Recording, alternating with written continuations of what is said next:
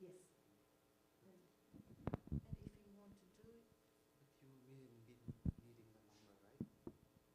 right. Which number is which slide? We will have to sit on the table.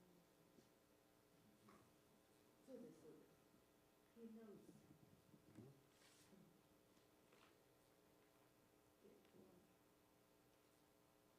one. So she's a same order, right? Mm. Yes. Generally, hopefully it's your cousin. Yes, I saw no cover. Cover no, cover. This one. What do you? Oh, Is it a good start? Is it a good start?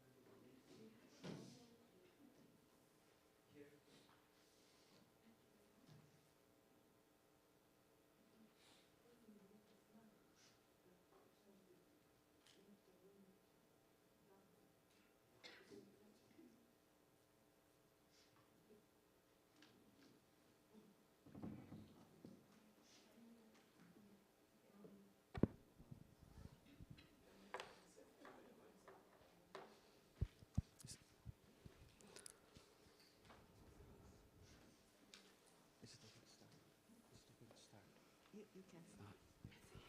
Hello, good morning everyone from Kyoto International Conference Center.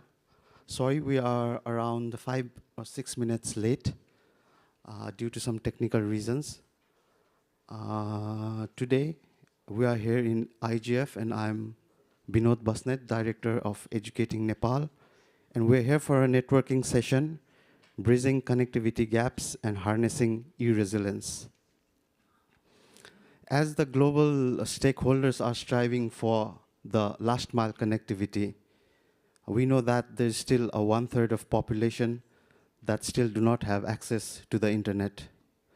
And if we break this down to LDCs, it's about 64% of population that do not have access to the internet. And during the COVID, it was quite evident that connectivity is a lifeline in many ways for information access, for healthcare, for education, and so forth. But it's not just only about connectivity. Even in the regions and countries that have access to connectivity, it has to be a resilient connectivity. When there are cases of disaster, the connectivity tends to get disrupted. So what is the backup plan? That is a very pertinent question. So with these two issues in hand, connecting the unconnected and making the connected resilient, today we're proposing some innovative solution for these two cases. So today we have a panel of speakers for our networking session. First, we have Dr. Sakano from ATR, who will be talking about Lux system as a solution for disaster and backup communication system. And secondly, we have Jeffrey Lanto and Glendale from CivisNet. Jeff is the executive director of CivisNet, and Glendale is the representative of that organization. And thirdly, we have Mr. Chandraprakash Sarma from Wisflux India Private Limited. And finally, we have one of the champions and pioneers of optic fibers and standards, Dr. Okamura-san, who will also be proposing an innovative solution to rural and unconnected populations' connectivity. So without further ado, I'd like to ask Dr. Sakano to give a presentation on Lux system. Please let us give us an introduction of the Lux system. Thank you.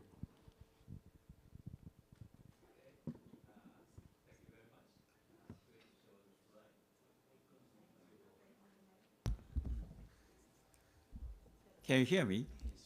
Okay. So please show my slide.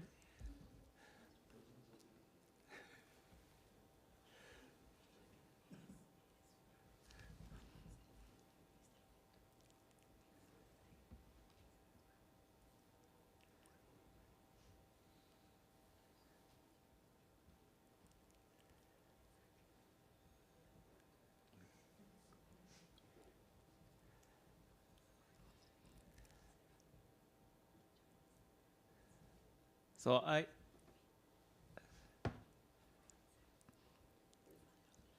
I can share the slide by. Okay, can I start? Okay, thank you, Vinod, for the kind introduction.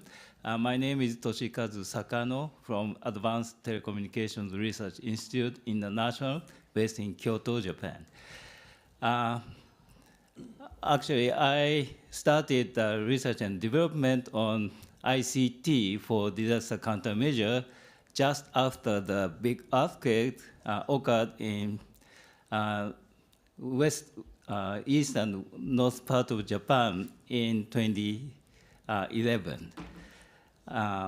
When I was working for NTT Laboratories. And I moved to ATR, current institution, and started the new project called LUX project.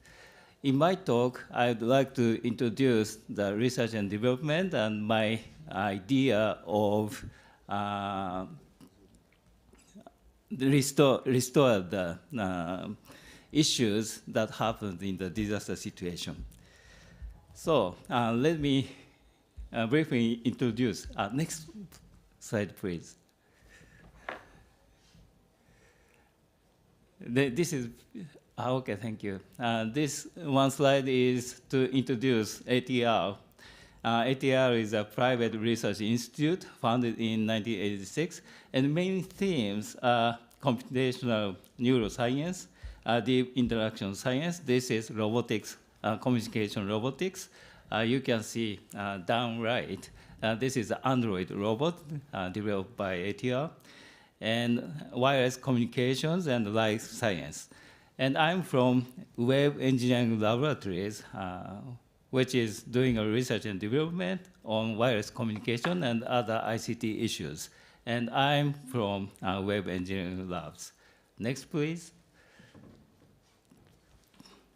So let me start the background of my research and development.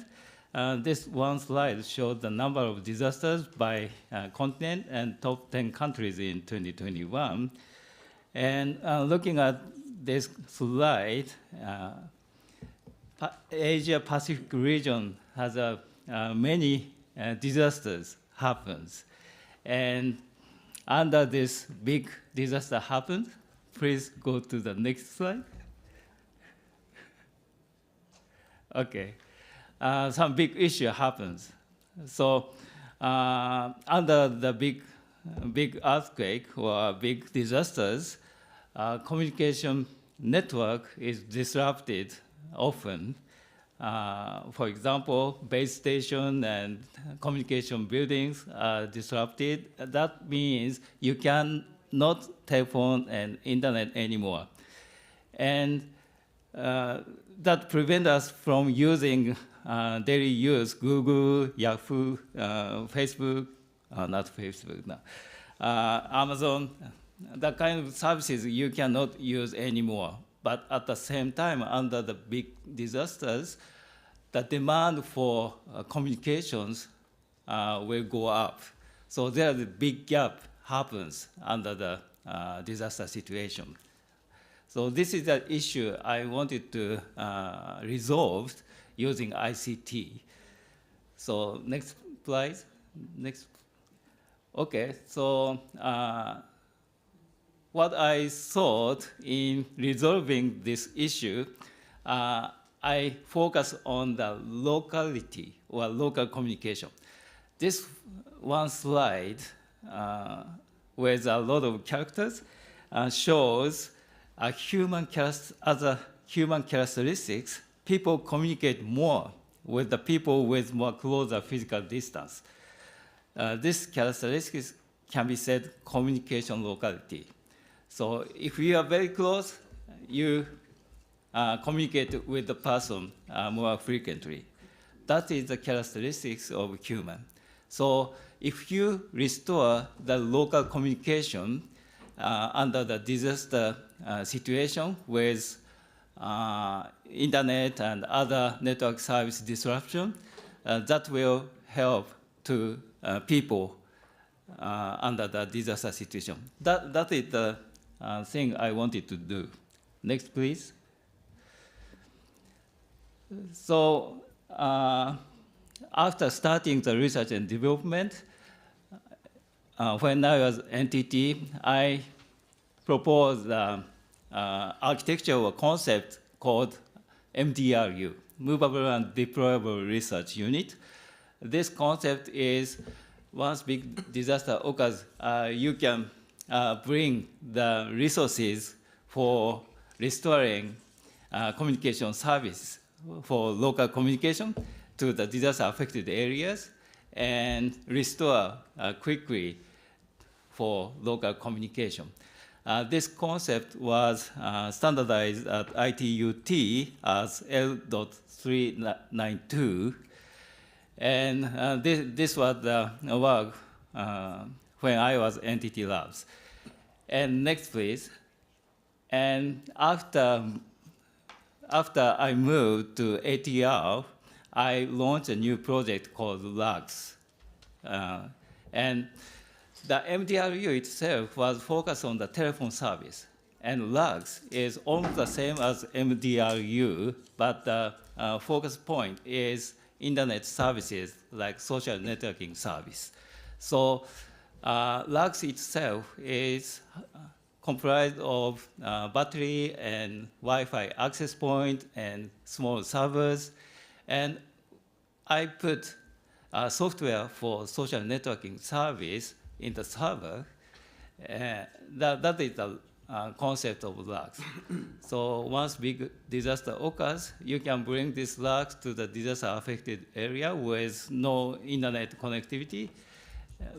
Then people can access to this LUX using Wi-Fi functionality, using your own smartphones and browsers, access to the social networking service functionality. That is the basic concept of LUX. Next, please. So this is the outlook of prototype of LUX. LUX is comprised of LUX server, Wi-Fi access point, battery, network hub, and some peripherals. All these things are packed in a portable case, and that is the outlook. Next, please. This is functions LUX offer as a social networking service. As you can see, chat function and video one-to-one or group communication and feed function and pages function.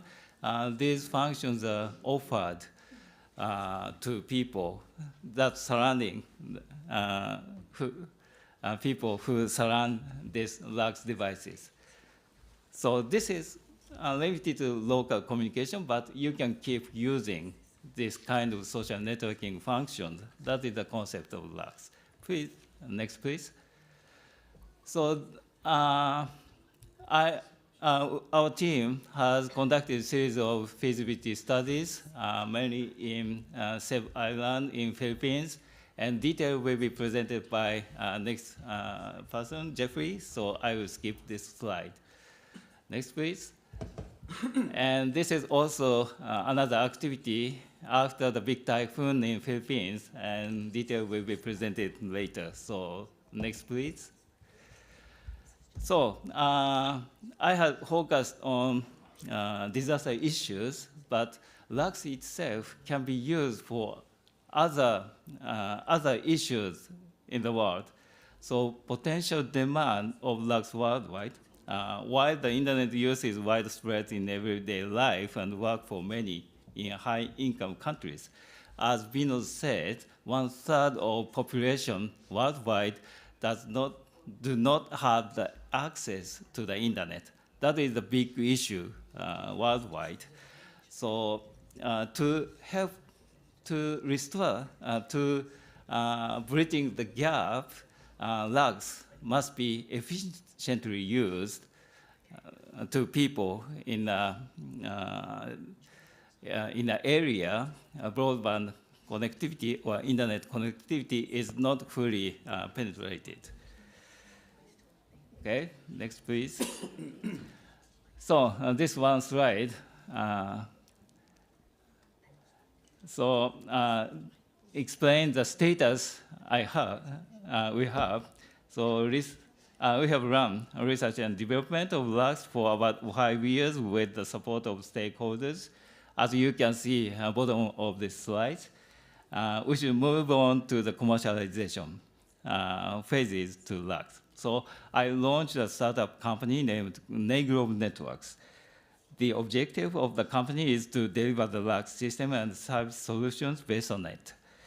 At the same time, we extended our R&D recently to include artificial intelligence in lags to be efficiently used by the first responders of disasters. We call new system FLOS, or Frontline Operation System. Okay, next please. Let's complete faster, Sakano-san. We're running out of time. Okay, this is summary. Thank you for your attention. Thank you so much, Sakano-san. Now, I'd like to request Jeff to make his presentation. Maybe I'll be the one.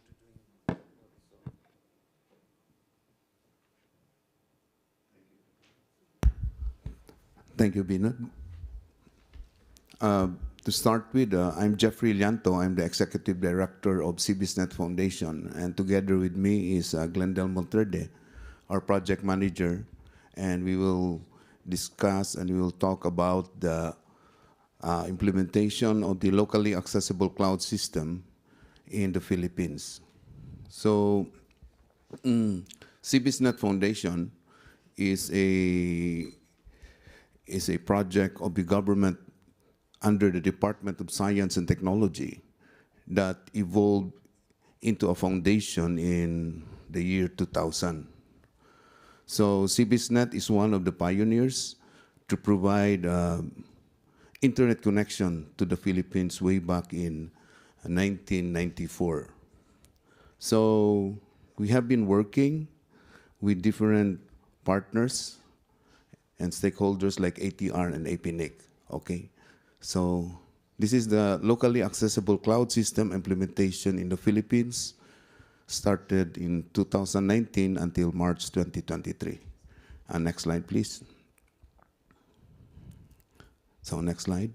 As mentioned, we are a government project and it evolved into foundation. Next slide, please.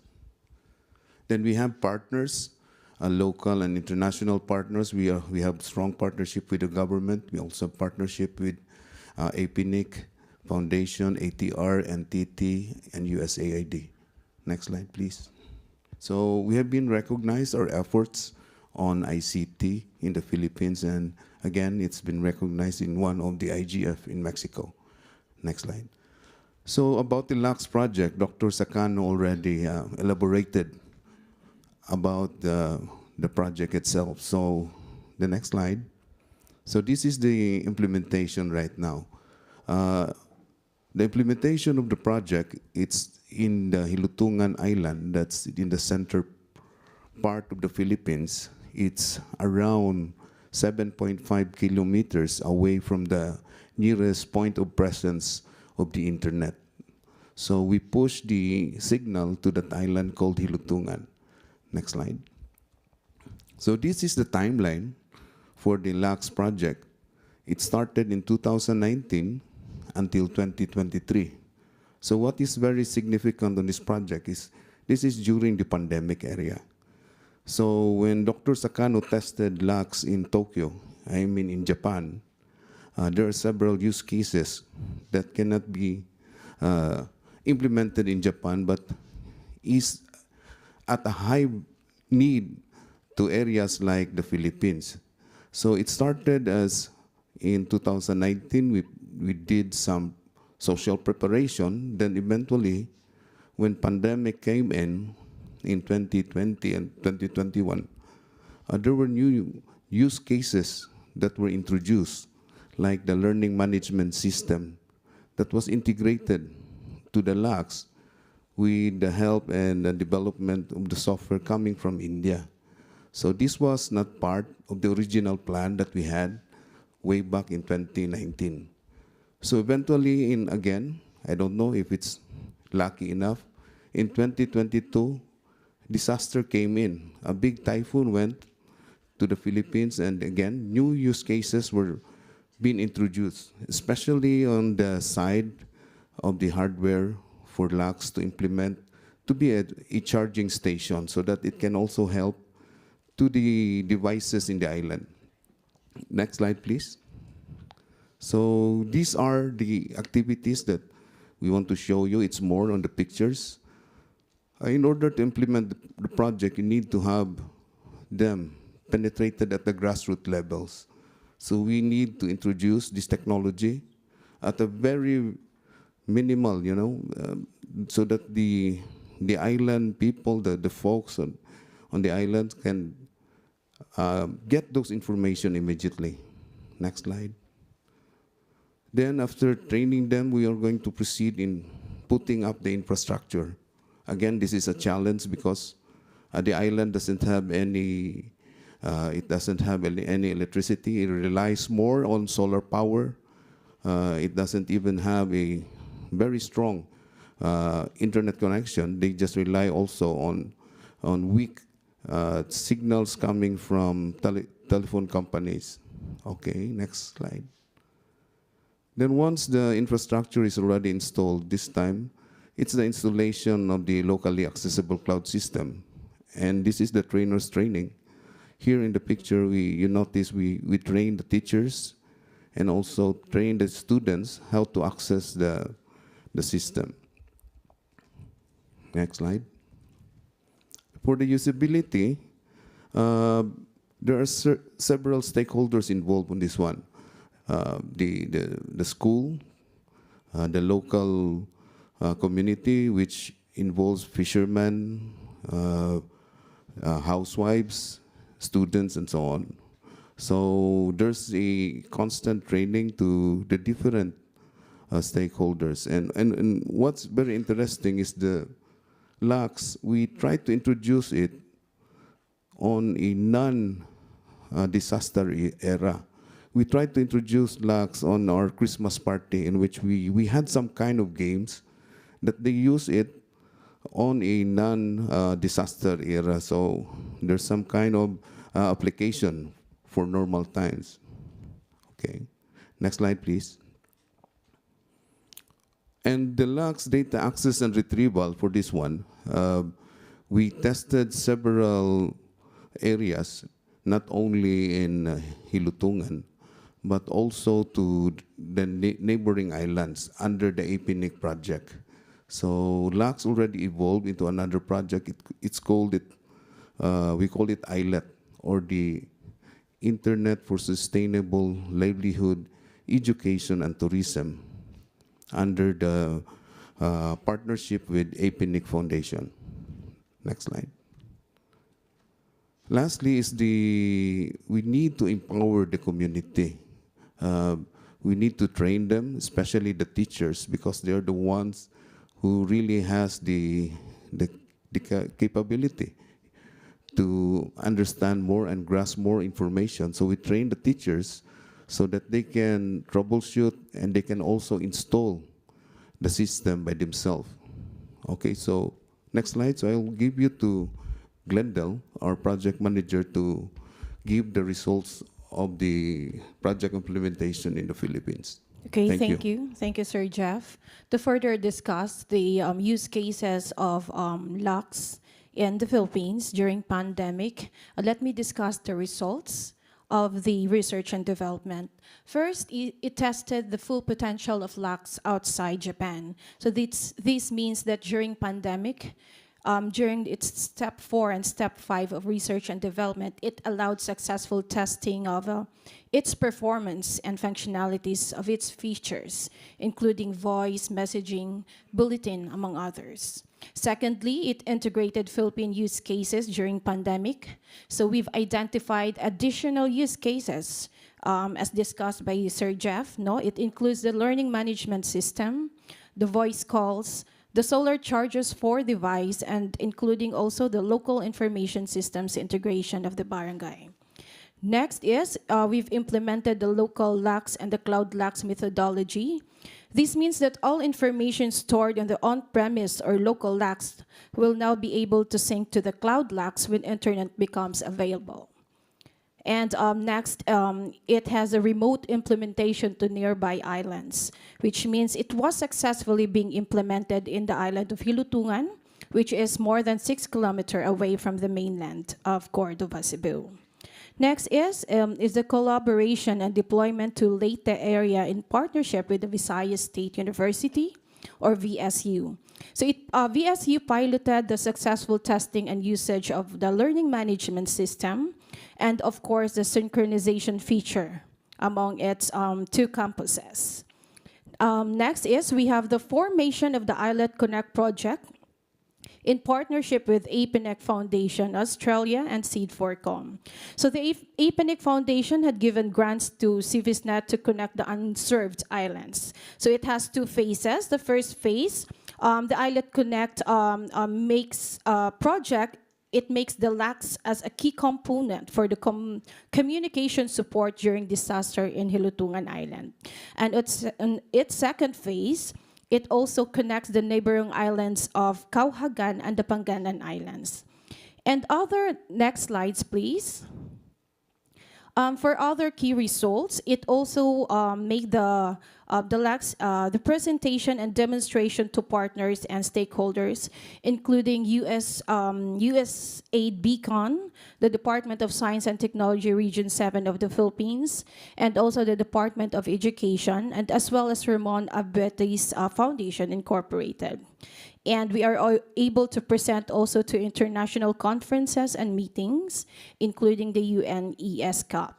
And just to also give you the potential impacts of the LACS, the implementation of LACS, it gives improved access to information, which means that LACS provides access to critical information during disasters, that helps in making informed decisions and take appropriate actions to protect the lives in the community.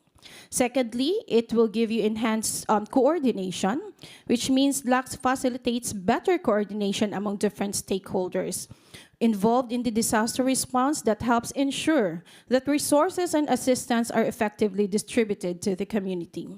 Next, it also gives increased community engagement, which means that this allows for more inclusive and community-driven approaches to disaster management.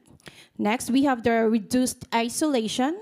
It is LACS being a tool that can improve the ability of the people to seek assistance and communicate their needs during disasters. And lastly, LACS will give you capacity building. It is to develop skills in disaster communication and response and to enhance resilience and ability to cope with future disasters. So that ends our presentation from CIVISNet Foundation Incorporated. Thank you. Thank you, Glendale and Jeff. Now, I'd like to quickly request Mr. Chandra Prakash to talk about the future perspectives of LACS in terms of developing nations. Thank you.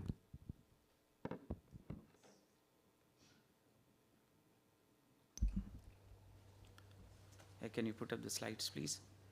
So, good morning, everyone. I'll start with my introduction. So, I'm Chandra Prakash Sharma, CEO and founder at WISFlux. We are proud to be representing the Indian collaboration on this wonderful project, which has so much impact on developing nations. And thank you, Dr. Sakano, and the wonderful team for pursuing this project. I really appreciate the dedication of everyone who are present here towards the resilient infrastructure that we all are seeking in developing nations, especially after the wonderful traditional drums and fireworks and the party we had last night. It was difficult probably to wake up early this morning. So going forward, let's move on to the next slide. So I want to, so far we have done trials in Philippines and Japan, but next target is India and other developing nations. And Indian government right now is pushing very hard on the digitalization of the governance and infrastructure overall. And we have some wonderful projects going on in terms of digitalization. But the challenge remains because although there has been tremendous progress in last few years about connecting the people in remote areas, but still I think we have around 50% of population which doesn't have access to the internet. So not just the access to the internet, but the access to the information is more important. You can say the internet maybe reaches later, but access to the critical information about government policies and schemes that are available for people in tribal areas or the poor remote areas that we have in different parts of India, because very diverse country geographically as well. We have mountainous region, hard to reach, hard to implement any infrastructure. We have desert, and then we have deep forests where many tribal population is living. So to help them access the many advantages the government is offering, the schemes that government is offering, I think this kind of solution is very important for them. And then again, we have a variety of disasters that can occur naturally in India, especially on the coastal regions, and we have earthquake-prone regions as well. So after one disaster is hitting, this kind of device is very useful, as we have seen through the implementation in Philippines. Going faster to save time for the next presenter here, you can see that this device has a lot of potential. Dr. Sakano talked about the inclusion of AI on this device, and it's not just the AI access through the cloud services, but the wonderful thing about it is that you are able to access it locally. Probably you will understand in better terms by the term edge AI, which is for the people who are not connected to the internet. So it has good potential for the e-education as well, and we have in India a public distribution system where government helps by distributing rations to people who cannot afford those. So digitally providing the information and solutions based on such device is very impactful. Next slide, please. I want to give you a perspective of the future of this technology, not in, I mean, it may seem simple in a way, but it has a huge potential. So right now, the privileged who have access to the cloud are able to access the servers, databases, the services from the cloud, including the very powerful and huge potential AI services we have nowadays available. Going forward, the cloud providers or the service providers are now trying to bring services as close as possible to the users by deploying the content and services in the edge of the cloud. But then you have the edge where user is sitting, which is the user local area network, in which the LAX network is basically, you can technically understand this is where the LAX architecture sits. And services now can be available within the local area network of the user with or without the connectivity of the upper layers. And then finally, you have the edge where the user devices are sitting, which connect to the upper layer, the local area network, accessing the LAC services. Next slide, please. And as we discussed, the impact of the AI is going to be tremendous on all the sectors, and especially if it can be made available local to the remote communities for farmers, providing insights about, for example, the diseases, if they can upload a photo and understand better about the farming, the healthcare, local healthcare workers, the safety workers, the emergency responders, and even in the education. And the benefit of such AI is because it is local, it can offer the faster data processing and enhance security with the less consumption of bandwidth and being energy efficient. As already discussed, that this portable device that we have here is capable of being charged by solar panels as well, which was tried in Philippines already. So next slide, please. So thank you very much, everyone. And now Dr. Okamura will present his wonderful contribution. Thank you, Mr. Chandra Prakash, and thank you for making that quick, because at the end of this session, we are also looking to take some questions from the audience. So to not delay the question answer session, I think we'll go on with the last presentation. Dr. Okamura-san, Thank you. the floor is yours. Thank you very much for this opportunity. The title of my talk today is Connect the Unconnected in a Phased Manner. We have been listening to the presentation. It's only slightly. We have been listening to the presentations, previous presentations, mainly the use of LUX in an independent manner to create not internet, but the intranet. But finally, my goal is to provide internet connectivity to the world, almost all the disconnected or not connected area, in a phased manner, in a very practicable way. So the combination of the LUX, multiple LUX plus optical fiber cable is my presentation. And next one, just briefly, I am a Global Plan Inc. President, and I am an expert of fiber optic systems and strategy standards. Actually, I am currently the international chairman of IC, Fiber Optic Systems and Active Devices. And also, I am a developer of Solution Board and corresponding ITUT standards. The presentation that I'm going to tell you is based on the ITUT recommendations, 3 recommendations that I have worked for as an editor, L.1700, L.110, and L.163. Next, please. This is all the concept of the phased approach, step-by-step approach. That means from intranet, based on the use of the independent LUX, into internet connectivity. For example, if you have a village A, one day introduces LUX, one LUX, that generates a intranet capability to the village people, maybe maximum 256 people. And next day, village B introduces another LUX, and village C, the another LUX, independently. What will happen if we can connect those 3 multiple intranet LUXes by using optical fiber cable, broadband optical fiber cable? As you can see in the slide, there's a big mountain or a difficult terrain. So basically, we have been thinking that laying the optical fiber cable in difficult terrain has been very, very costly and difficult and takes a long time for construction. But my idea will be eliminate that difficulties by using a submarine cable. Submarine cable, you can imagine, that is very robust against high water pressure. You can lay the submarine cable directly on the surface of the ground.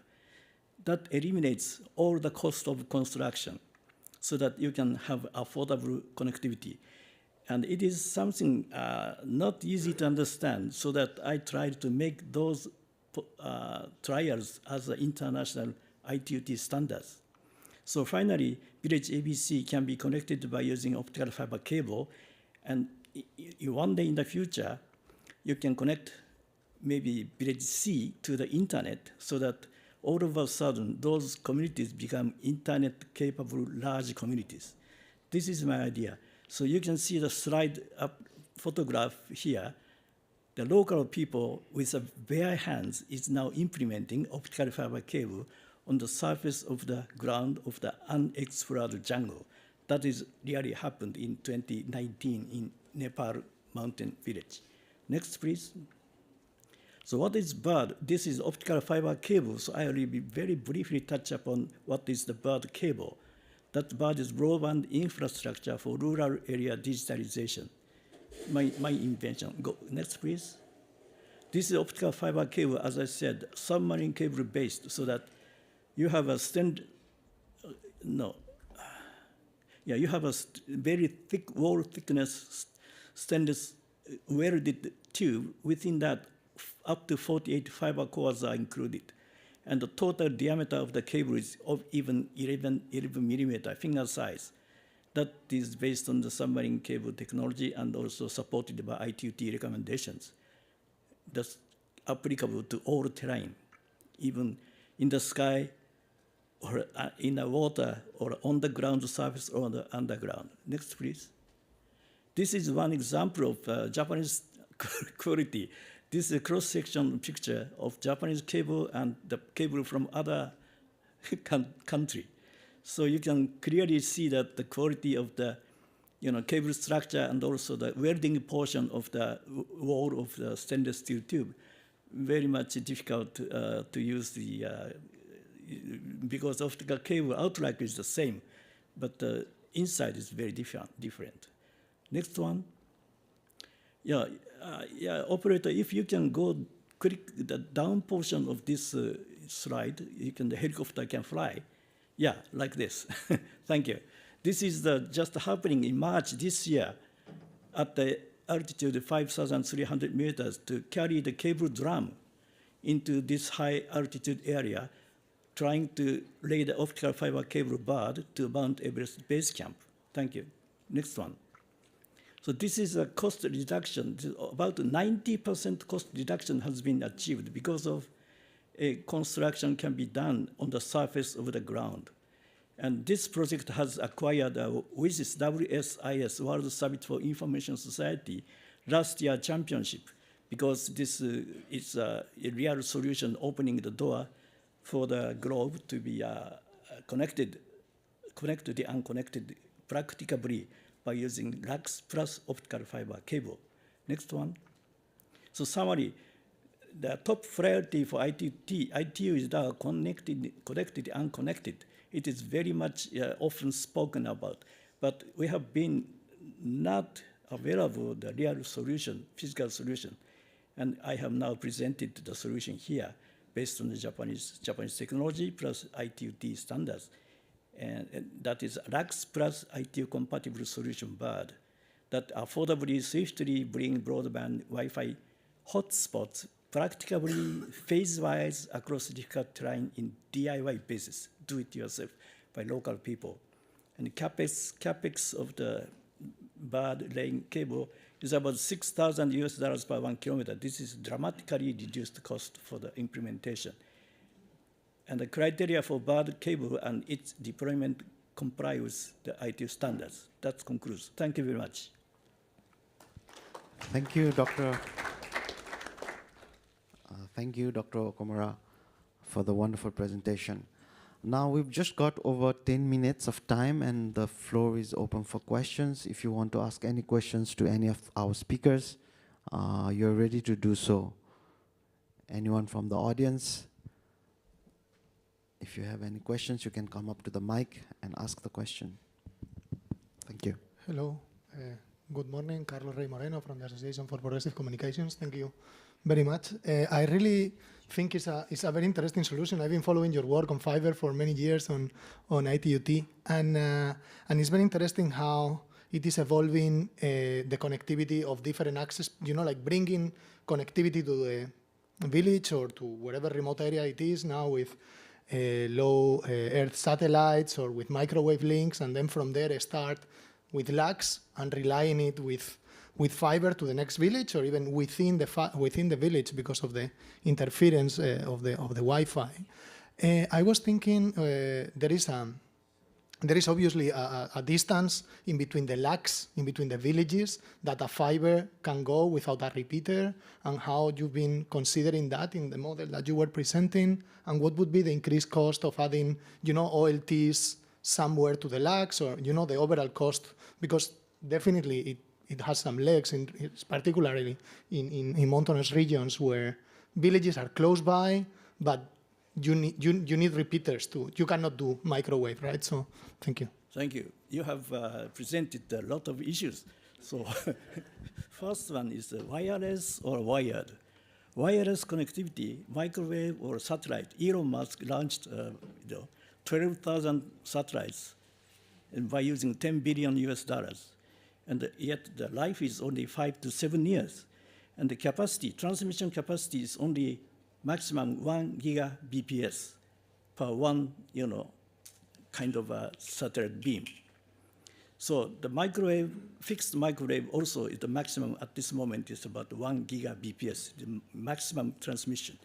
And fiber can provide more than 10 times higher capacity than those, but one fiber. And as you can see, 48 fiber core can be included in the finger-sized cable. So the enormous improvement by using fiber. And next question is how long the fiber can connect each other. The maximum distance without any repeater is more than 500 kilometers today if you introduce state-of-the-art technologies by using a fiber amplification, or 300 kilometers or 100 kilometers. Just if you'd like to go only 50 kilometers, the very cheap commodity type, a media converter can just transmit to 50 kilometers or even 100 kilometers. So there is no issue. Thank you. Sorry, just to caveat a bit of my elements. One thing would be, like 500 kilometers or more for sure, but then if you have several villages, you start to need to multiplex, and you cannot have one single cable, so you need repeaters or multiplexers in between, and then relation to Leo's, 100% on the capacity, microwaves on the capacity, but the $6,000 per kilometer for villages that cannot eat and that are far from wherever it is. Think, long term for sure fiber, but in the short term, maybe we need to use solutions that are more cost effective for the backhaul to get there, and then, little by little building up the economies, no? But, yeah. Okay. The maximum length of the one cable is about 12 to 15 kilometers due to the size of the cable drum. If you go to the submarine cable, it can just, because of the 40 kilometers, 80 kilometers per one segment, because of the cable length ship and the well-equipped manufacturing, everything facilities are available. But for this terrestrial usage, the cable drum is at this moment is only 12 to 15 kilometers. And each 15 to 12 kilometers, you need a splicing box. Look like a repeater, but the inside is only fiber splicing, that's all. So there is no difficulty to connect 100 kilometer away villages. Thank you.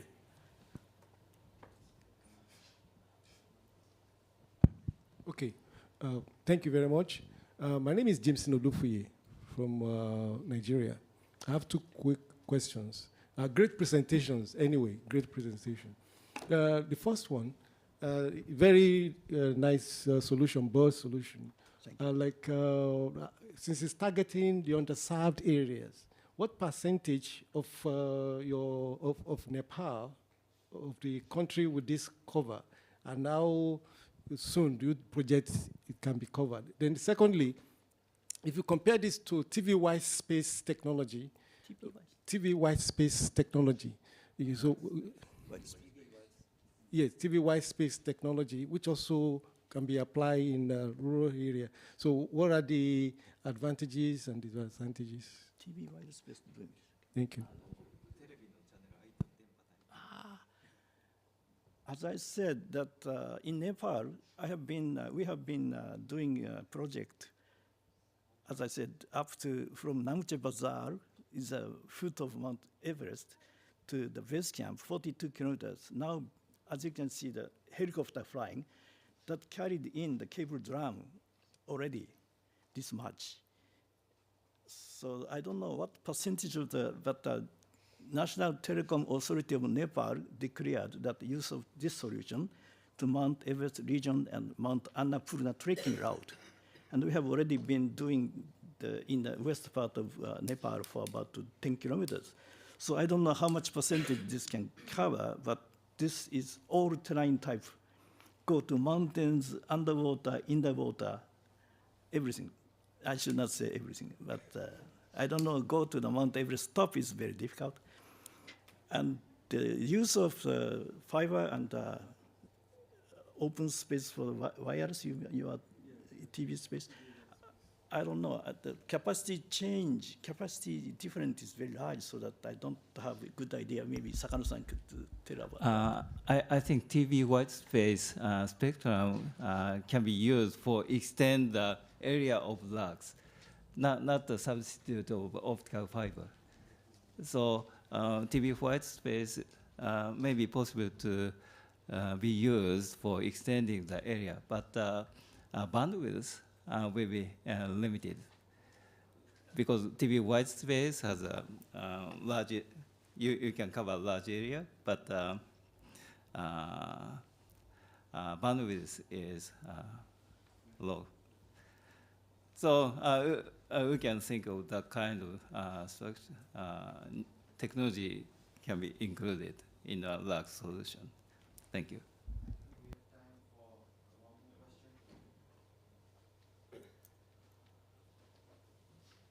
Hello. Does it work? Yeah, hello. My name is Niels Brock from DW Academy and Rhizomatica. Great presentation. Two questions about the LUX. How much open software and open hardware is in this device, thinking of also customization possibilities for local communities to get their hands on to pitch it to their very needs, and also about this is a question more for the region. So if something is broken, how are the supply chain situation? Is this going to be like e-waste very quickly, or do you have also solutions if there is a piece that is broken to quickly replace it? Thank you. Okay, thank you very much for good questions. And for the first one, LUX can be replaced as CP says, LUX can be used as edge computing. So if you include any softwares, you can use the functions the software provides locally. For example, in a feasibility study, we installed the e-learning management software inside the LUX and use for school. That kind of thing you can use. So you can use in a various way and for various applications with our solutions. And the second one? Yeah. So I would like to add to this answer. So as Jeff here wonderfully talked about the implementation in Philippines, I think one thing that important thing that they did in Philippines was to actually train the people there so that they can repair if anything were to happen to this device. They could implement taking a box by themselves in a remote region without any help from us. And it's built from off-the-shelf components that are readily available, not just in Japan or one locality, but they can replace by the hardware available in Philippines or hardware available in India.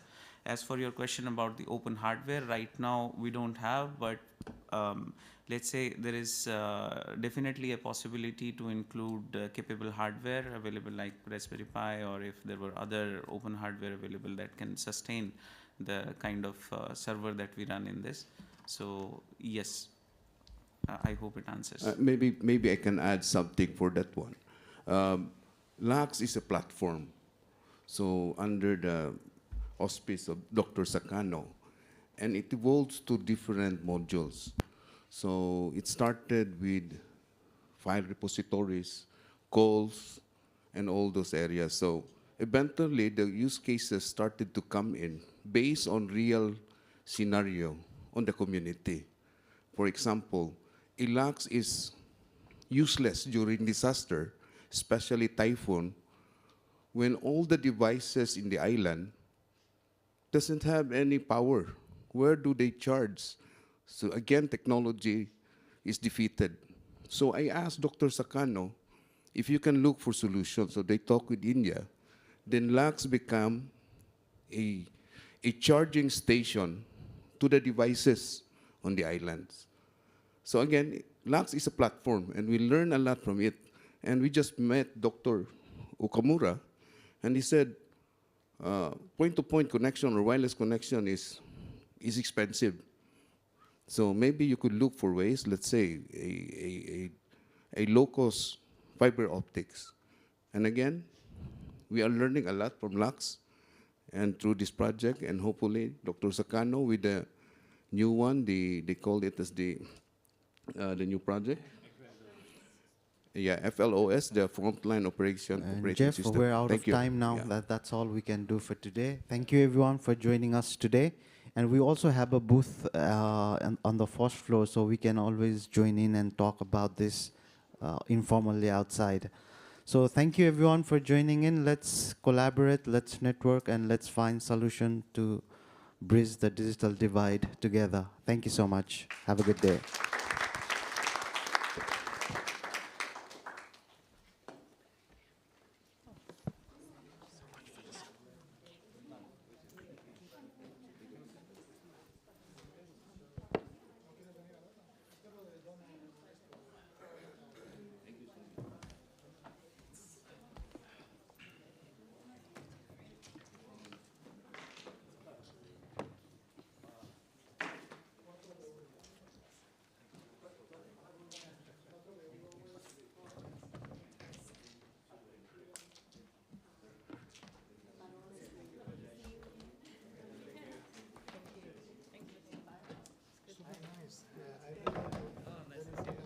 Actually, we want to go together with my colleague.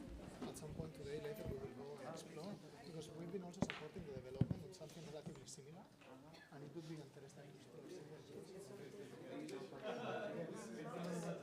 We don't have them. Thank you very much.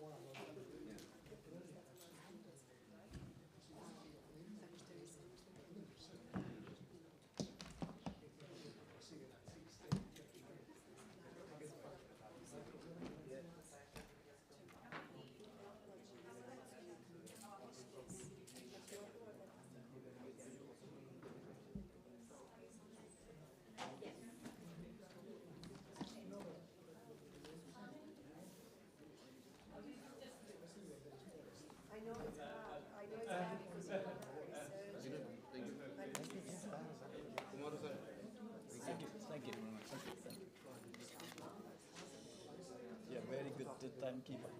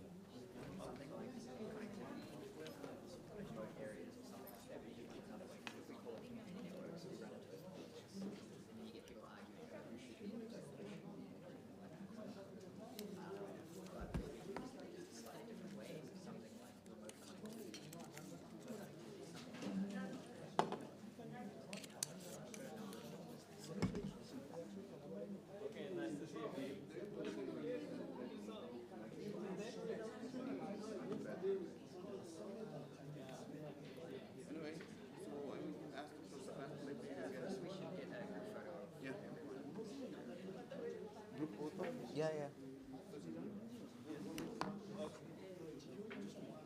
Where? Do they want us outside the ring? Can we, I'm not 45.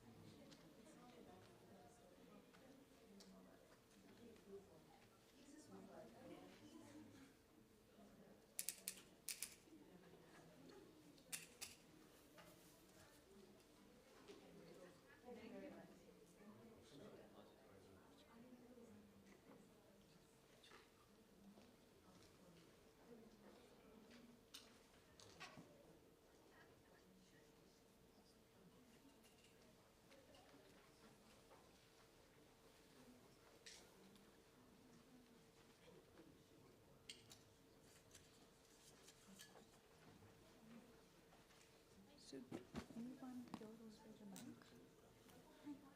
क्योंकि है just keep the samples.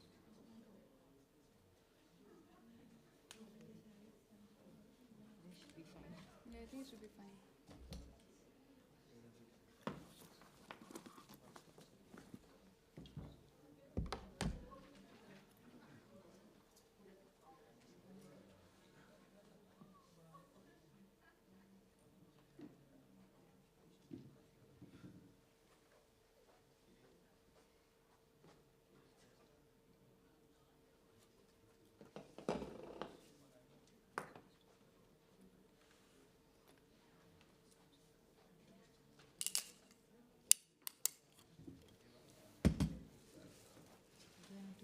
Good morning. Sir? That bit, right? I mean, I'm happy for you.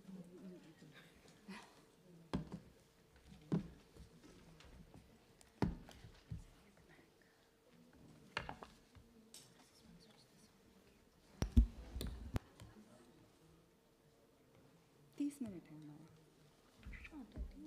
काफ़ी time है 30 minutes में I mean I don't think I will take more than 6 to 7 minutes to be honest. I'll also take that much. I mean, we have 10, 12 minutes of questions. Best. Hopefully there are questions.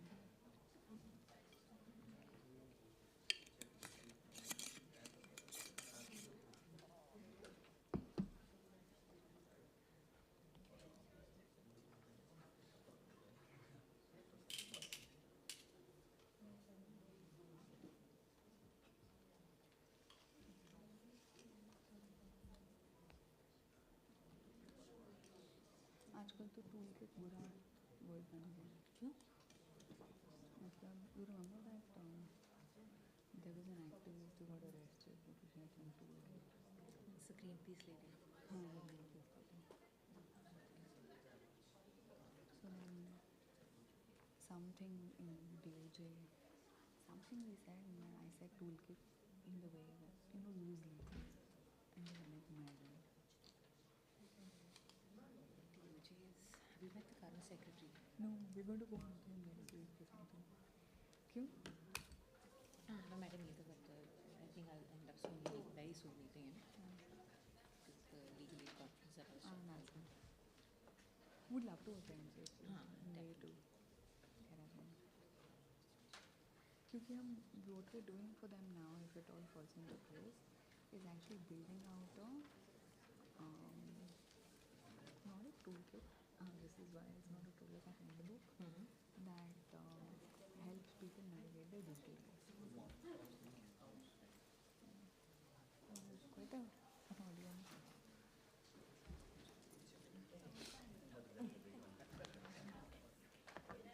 Yeah, we ready to start. We're ready to start whenever. Where? We're ready to start whenever. When? No, we can start. We can start. Okay. Hi.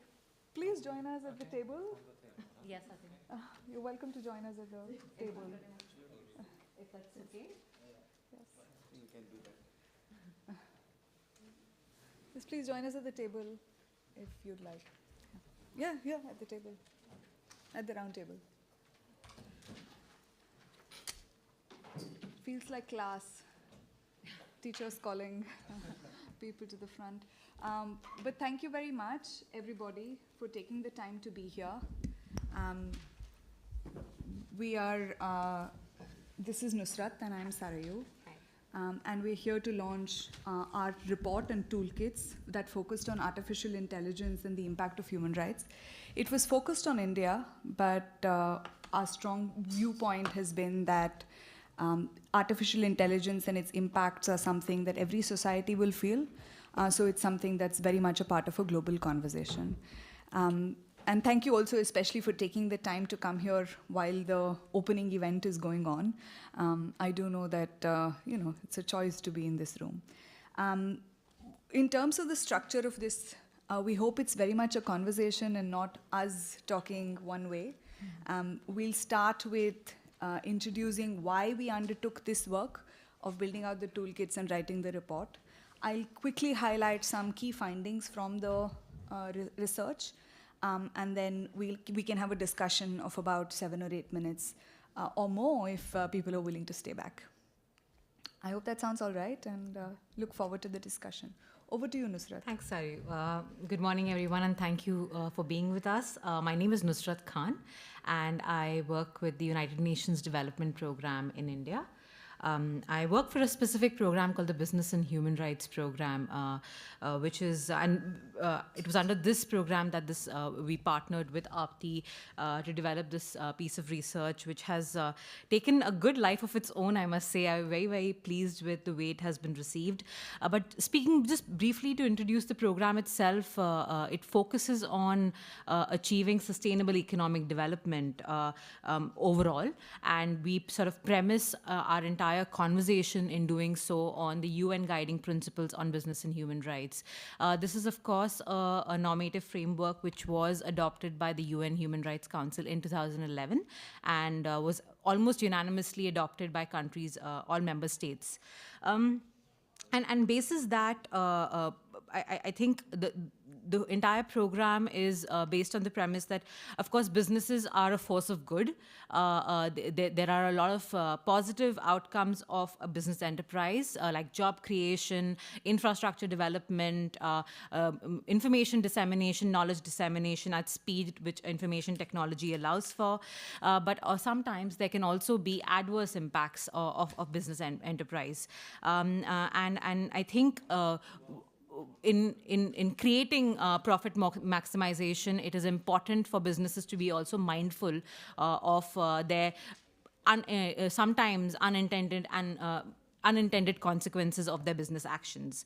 Of course, the UN Guiding Principles on Business and Human Rights that I just spoke about is a 3-pillar framework. It is the Protect, Respect, Remedy framework. It outlines the state duty to protect human rights, and which really talks about regulation and laws. Many of these are being debated at the IGF currently on AI technology and digital technology overall. Respect framework, which places an obligation on businesses to respect human rights and in doing so take care of certain actions to address, mitigate and prevent human rights risk across their supply chains. In this case, Sarayu will speak about a set of questions we've developed in our toolkit, which business enterprises across 4 sectors adopting the use of AI technology may take on to mitigate the risks across their operations. And finally, the third pillar is the pillar on remedy, an extremely important one, which calls for states and businesses both to provide access to grievance redressal mechanisms. So should there be any violation of a right, there needs to be needs to be a channel through which it can be addressed. This, in the course of the state structure, could mean the court of law, but in the course of a business operation, could mean an in-house mechanism put in place by a business enterprise to address a grievance that a consumer may have or any other stakeholder may have. Next slide, please. Thank you. So, of course, I mean, we all know that the new digital technology, and including the AI technology, has, of course, brought unimaginable change to the lives of many people on the planet. At its very best, the positive outcomes have included job creation, economic growth, empowering civil and human rights defenders, etc., and even just the efficiency of science overall. Digital technology and its use has, of course, also accelerated the achievement of the Sustainable Development Goals and allow us to sort of progress in a way to actually fulfill our mandate by 2030, which is the end time for the achievement of the Sustainable Development Goals. There are, of course, some shadow sides of innovations as well, which have come into focus very, very sharply in the recent past. There is enough reports and evidence also generated by tech companies themselves, speaking to the dangers of privacy infringements, dissemination of hate speech, which also fuels conflict in regions, but also algorithm discrimination. And this is something that our research also speaks about in quite a bit detail. And this could, of course, limit the way one accesses a job market, but also access to public services, financial services, or even, in many cases, the criminal justice system. I think there is enough consensus amongst businesses, governments, and other stakeholders in the ecosystem that these risks must definitely be addressed. And just before, and of course, the UNGPs, like I spoke about, provide a very comprehensive and consultative framework that can inform efforts by a range of actors, including governments and companies, to identify, prevent, and mitigate, and even remedy human rights harms related to digital technologies. Before I hand it over back to Sarayu, I'd like to also talk about a little bit about UNDP's own digital strategy, which has a long-term vision to create a world in which digital technology is empowering force for the people and the planet. And we intend in doing so to create a digitally enabled programming that has amplified development outcomes by embedding digital mediums across UNDP programming, empowering digital ecosystems to support and create more inclusive and resilient ecosystems, and overall create a workforce that can support these two objectives. And I think within this context, the Business and Human Rights Program collaborated with APTI Institute to acknowledge the role of digital technology, like the artificial intelligence technology, in creating massive positive outcomes for the society, but also to be mindful and perhaps investigate a little bit what are some of the possible harmful impacts that it could have on rights across 4 sectors: financial, healthcare, retail, and gig. And to sort of elaborate more on findings and some of the solutions that we proposed, I'll request Sarayu to step in. Thank you. Thank you very much, Nusrat. We were indeed very excited to have participated in doing this piece of work. It was interesting, not just from the perspective of the way in which we think about human rights mitigation, but also to bring together various layers of what we see as technological protections that might operate. We had 2 levels of insight, and I'll very quickly summarize both. The first level being that we understood a little bit about how AI harms might emerge and operate. And then second, we had sector-specific findings around the ways in which human rights risks emerge and might be mitigated. And as Nusrat mentioned, we focused on 4 sectors in our work: We focused on platform work, we focused on retail, we focused on health and financial services as the 4 key sectors for study. And just to understand the selection of sectors, health and financial services were selected because they had consumer impacts, which is users and consumers experience the impact of AI deployment in health and financial services. And we looked at retail and platform work to understand the impacts of AI on individuals as workers. And so with this division, we proceeded into trying to understand how AI risks might emerge and then be mitigated. The first insight that we had from quite a lot of our work was that we tend to think of AI as a technological artifact that operates alone in isolation from company policies and regulatory frameworks. But across the 4 sectors, we learned that AI technology, or the technological artifact that underlies AI, works very closely and in tandem with company policy and governance that determines how it's operated and how it's deployed. Surrounding that is the layer of the regulatory framework, which determines what you cannot and can do. Just to give you examples at each level, AI technology might be the credit scoring algorithm that underlies and sits at the core of a product or a service. Company policies are decisions that sit as a layer outside that. And to give you an example, the algorithm that does work allocation in platform gig work, the operation of it is determined by decisions at the company level. So incentive structures, for example, the required hours, log-on, log-offs, deactivation policies, etc., are determined by company decisions. Outside that sits a layer of data protection regulation, for example, which determines how you might use or operate or engage with the data that you collect. So to think of AI regulation, or human rights risks as disembodied from this sort of three-tier structure that operates might be problematic and limiting what you can do to manage human rights risks. In order to understand human rights risks, in consultation with the UNDP's program, we decided to take a wide lens because there are the international frameworks that operate across the world, and particularly in India. But specifically in India, we decided to look at the Indian Constitution, which does encapsulate some rights, as well as look at various statutes that might have relevance both sectorally or operate across for all Indian citizens. This wide lens allowed us to take a expanded view of human rights and particularly account for emerging concerns that might come from the nature of the technology itself. The big finding, of course, were first that the risks and the nature of risks varied sector-wise. But having said that, there is no sector that is risk-free. In financial services, with a focus on AI-based credit scoring, we learned that there were risks to privacy, financial access, challenges around grievance redressal. With respect to gig work and AI algorithmic intermediation, we found that risks emerged with respect to the standard of living due to volatility of income, absence of social security, absence of privacy, as well as challenges around effective remediation.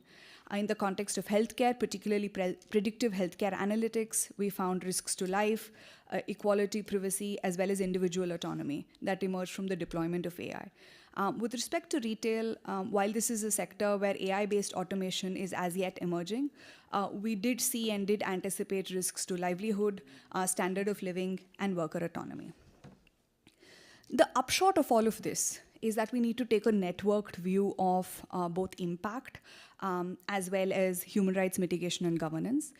We think there are 3 paradigms to it. The first being a need for regulation and active work in terms of regulation on data, data use, data access, guardrails including the ways in which we audit AI and deal with AI, as well as systems and standards, some of which might need to have or emerge from global conversations.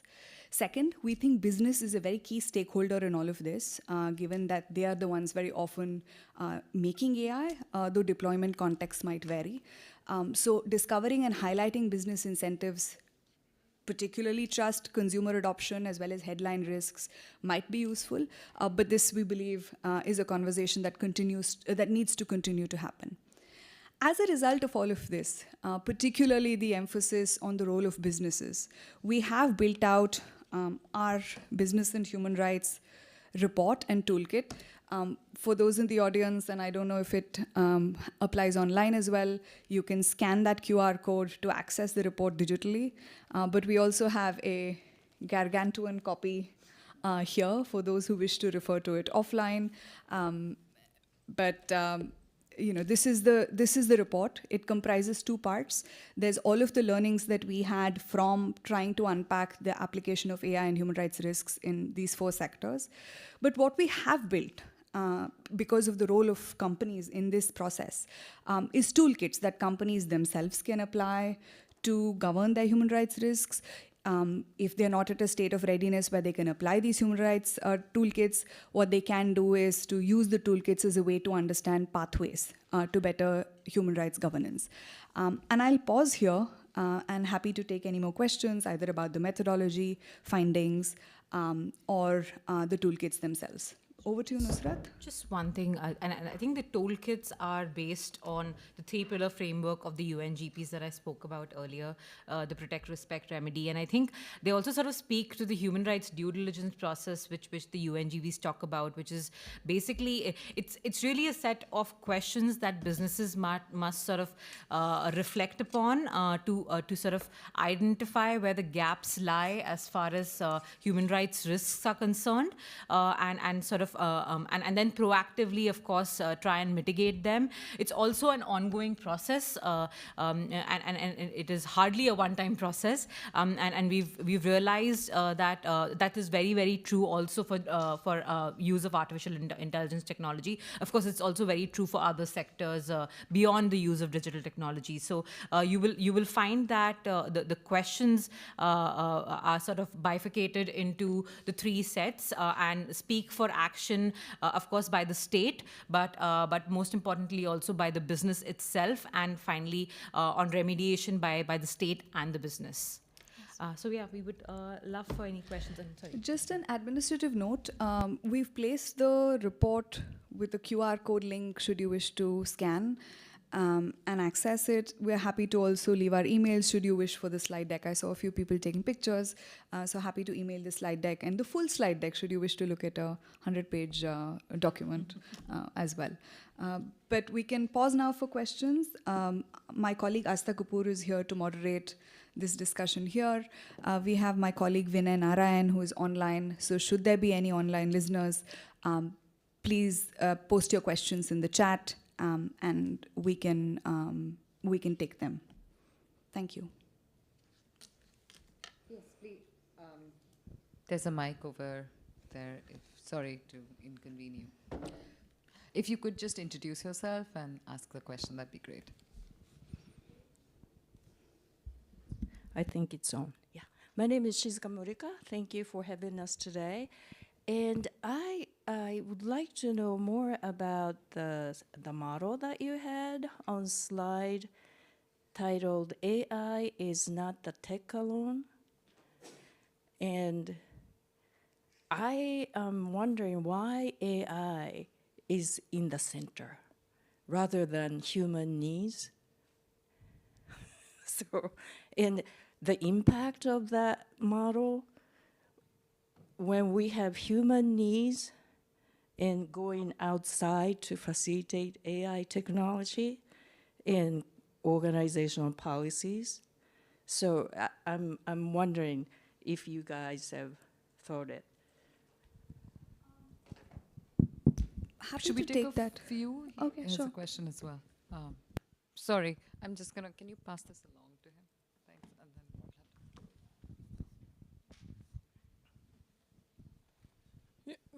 Yeah, I'm Chang Ho. I'm a lawyer coming from Japan. So just 2 quick questions. So the one question is, among the risks you presented, is there like any peculiar or the special risk in relation to like generative AI? I mean, is it the kind of, the same kind of analysis will apply, or is there any kind of additional risk which you have identified? And my second question for both of you is because I have some expertise on the business and human rights, but not much on the digital, right? And and in the lot of the toolkit around the business in human rights, it's quite focusing on the supply chain in the downstream side. I mean, how we can, source and, a lot of human rights due diligence and so on. So yeah, just wants to know, what is your recommendation, in relations to the government or the corporation on the, this kind of, downstream, supply chain approach, which is more relevant to the, digital sectors. Thank you. Hi, I'm Richan. I represent the tech community of Nepal. So I definitely want to understand the research methodology, like how you came across those recommendations and framework. And the second is I want to understand a little bit more about the risk of AI with gig workers. Thank you. Great. So we pause there and then.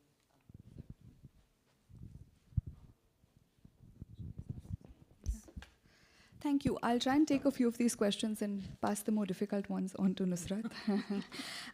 But to answer your question, ma'am, AI is not the tech alone. We were using that as a way to understand where human rights risks emerge from, rather than thinking about the societal value of AI. I don't know if that speaks to your question, but what we were trying to argue with that, and happy to have a more detailed discussion offline as well, was that there is a core technological artifact which sits in a company with the layer of governance over and above it. And outside both of those sits the layer of regulatory governance, which permits or lays the framework for what a company might or might not be able to do. We hope that that's not a model by which the utility or the usefulness or the impact or even the feasibility of AI itself is addressed. I think our starting point, and we do remark on that in the report, is that the deployment of AI technology in some of these sectors is already underway. And then how do we understand and problematize where risks emerge from? So that's how we've built that framework and that model. And so, yeah, that's how we thought about it.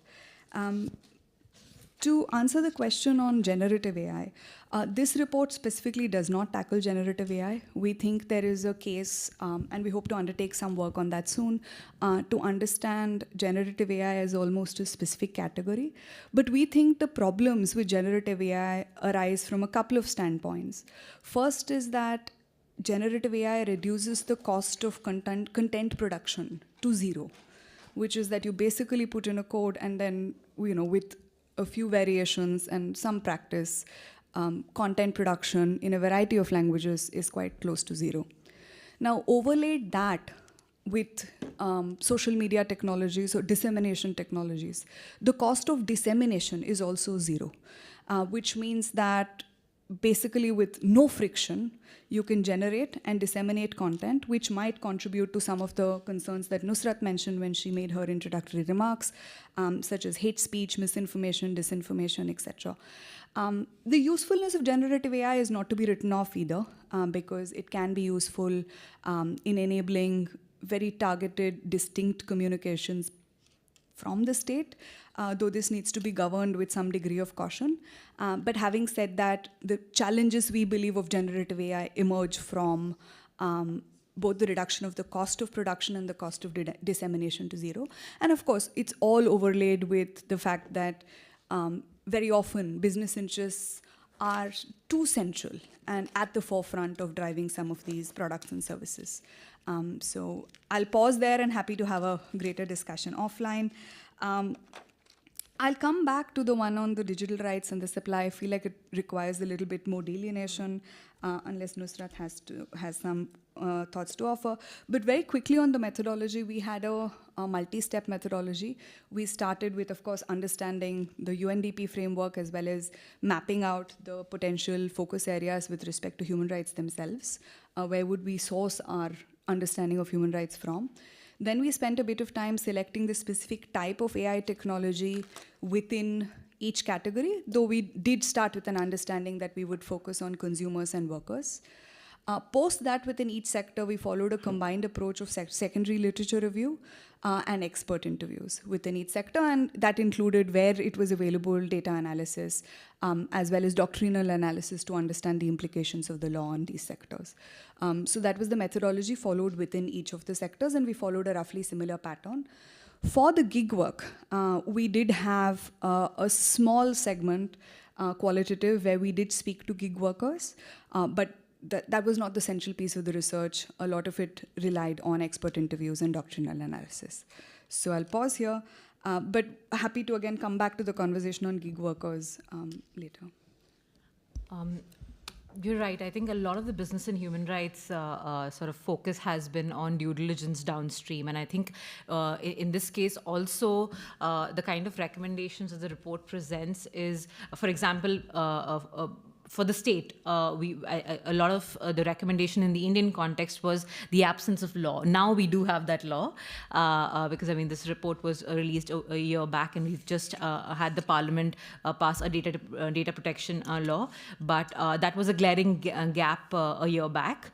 So it's from a regulation perspective. From a business perspective, and this again is sort of going into the thematic details, but as I understand, the data set representation on which the algorithms were created weren't representative enough, was a finding also that emerged from the stakeholder consultation. So one of the recommendations that we had was improve your data representation across all 4 sectors, but also details like upskilling. A lot of the movement from, for example, I think in retail, where you move to automation, there is a clear obligation, of course, primary obligation, I would say, on the state to upskill its workers for the use of this data technology, but also on businesses to take up some of that upskilling role.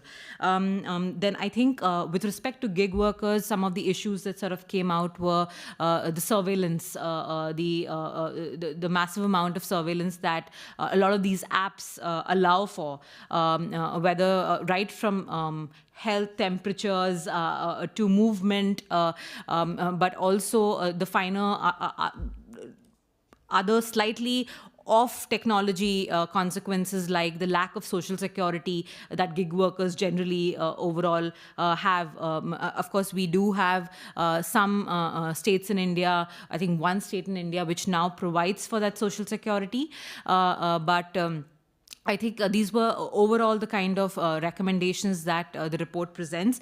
We also talk about the need for feedback mechanisms within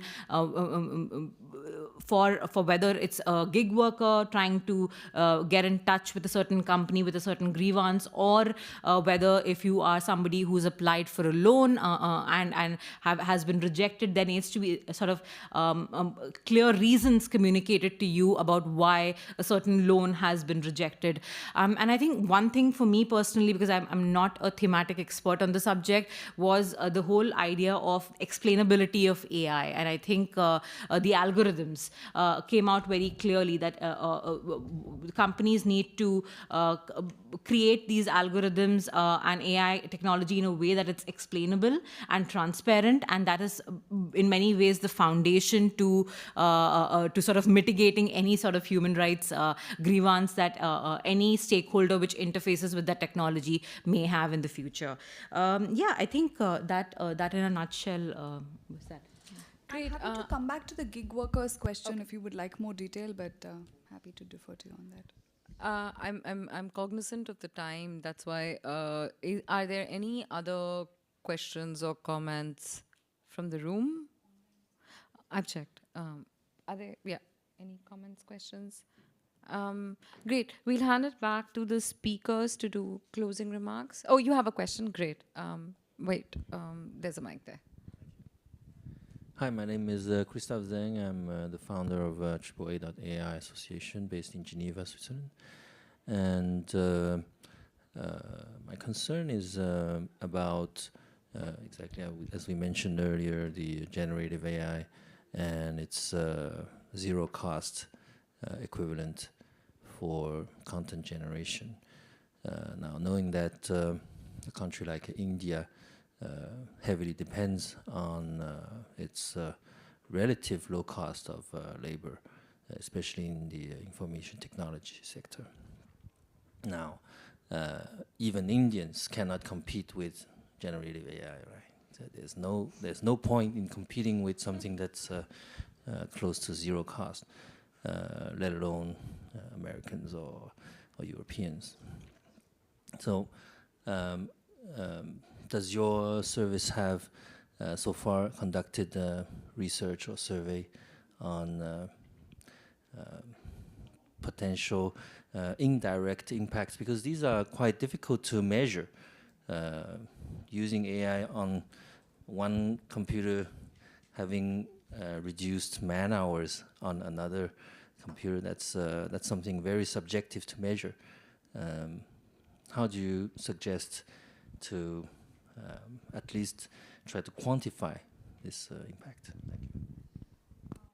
Happy to take that, and thank you very much for this question. I think it makes the case for very specific, I believe, sector-focused inquiry on the ways in which generative AI would affect job loss. So, and it's definitely a second-order effect that emerges from the use of generative AI.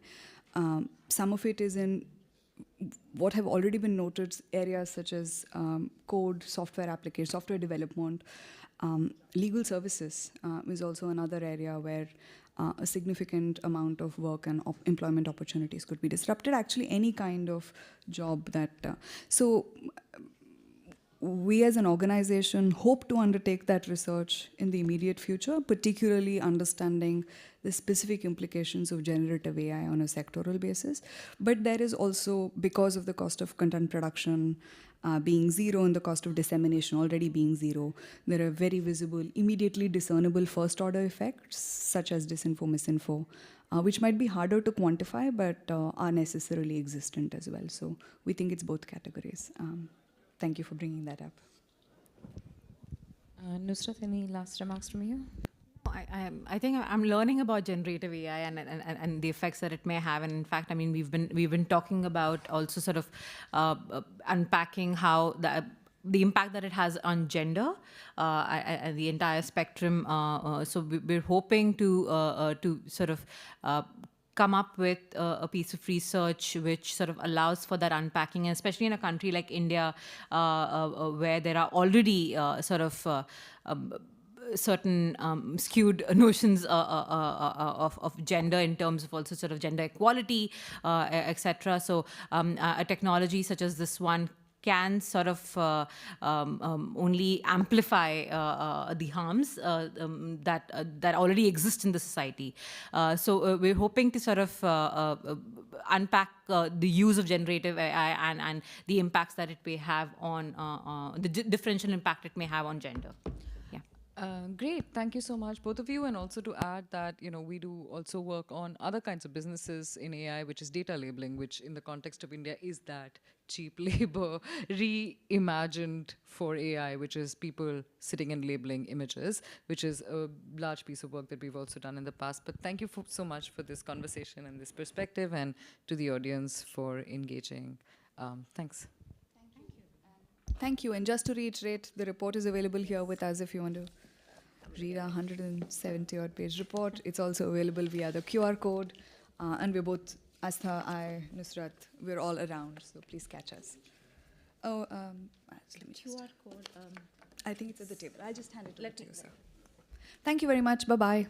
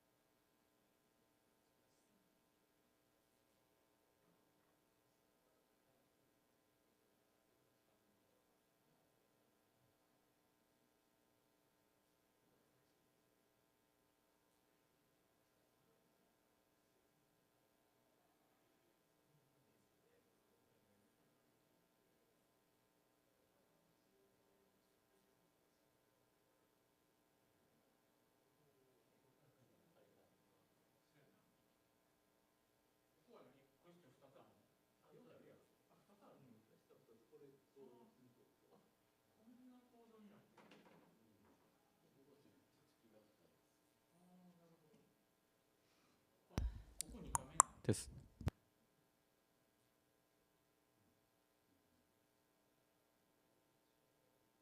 テストです。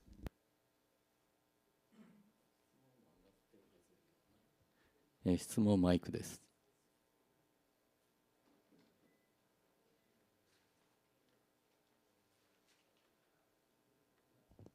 質問マイク2番です。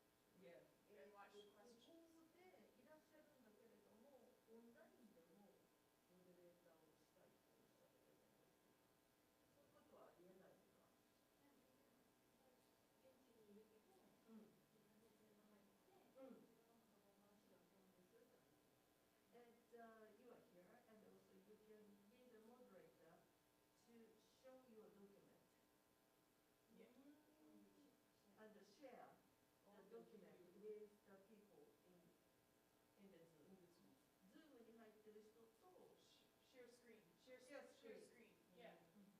I would log on, share screen.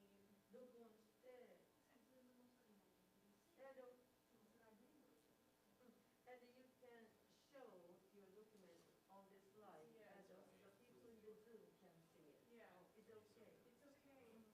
And I just have to, because I'll have to watch the chat too, but I think I can do that. You can choose the either way. Yeah. コンピューターだけで見るか、ここで見ることはできますか、チャットの内容を。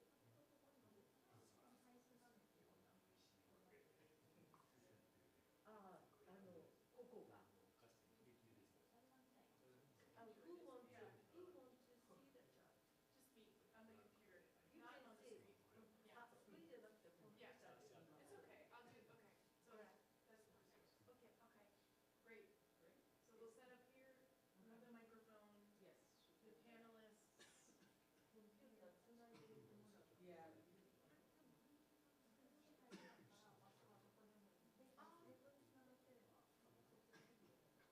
Zoom で入るんだったら。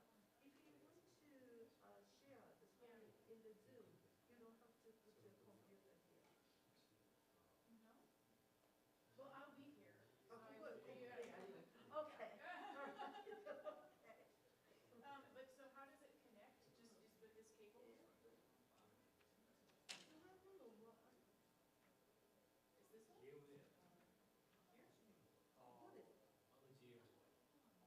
Oh, that's This sound. is for That's sound. sound. Yeah. Is there? Oh, this one. Oh. HDMI.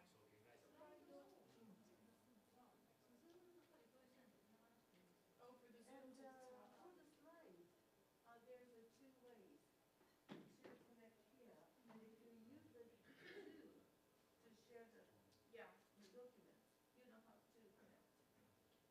Oh, I see. Yeah, I You can see the slide. I'll join Yes. in on the Zoom and Zoom. share. So you don't have to connect. You don't have to connect. Okay. Okay. All right. Well, so can we come in here about 5:30? Is it free to set everything up? The session, before the session finishes at 5:30. So we'll be here at 5:30. Right. Okay. Great. And Okay. this Okay. can be So- minutes, right? Oh, but that's how it's Wow. projecting. We can turn down the light. No, for this particular, because like during the conversation, Oh, we're having the session. yeah. Why? Unless I'll have to stand on this side. We could turn it off during, but then you, yeah, I guess we could turn it off Okay, turn after it the off. slides are After the done. slides, yeah. これを消すことはできますかっていう。If you don't need any picture, Yeah. we can. Yeah, later, we'll need some at the beginning, Mm. and then afterwards, we can turn it off. 最初は私と手途中でもう消してもらうのは可能でしょうか。So, please let her know. Yes, I will let you know. When we turn off. Okay. Okay. Great. Okay. Thank you. Thank you. No. So you are going to use a computer in the Zoom,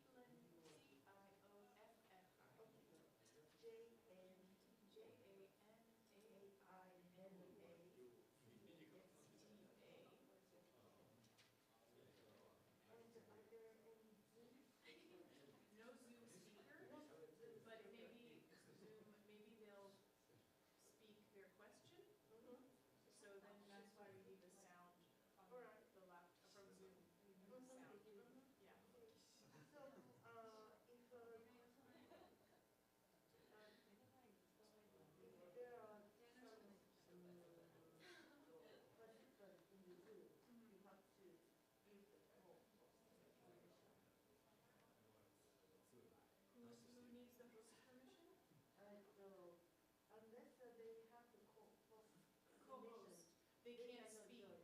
So how do I join that as the host? You are already in the Zoom, Well, The only thing I have. Yeah, and the co-hosting operation is done by. She's a host. Oh, you're a host, so when I join Zoom, you can make me Right, co-host. Good. Okay, so we'll do that at 5:30. Sorry, I don't Okay. understand. No, it's fine, it's fine. Thank you. Thank you very much. Perfect, thank you. We'll see you at 5:30. Thank you for coming. Yes. Thank you. Thank you.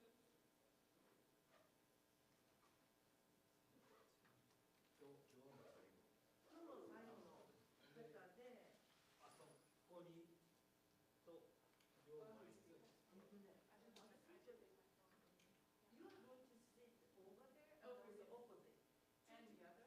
two of us will be Alright. there. Okay. And then speakers, I think, would be the four first over there. Over there. Right? Yeah, and I will just ask them to stand up with the wireless to speak up. Yeah. スピーカー、発表者は向こう側の前から。 The light. Yeah, I know. 白い方の名前。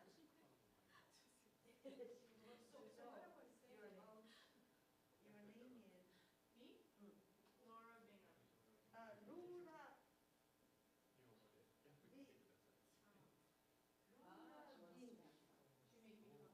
Laura Bingham. Laura. She made me co-host now.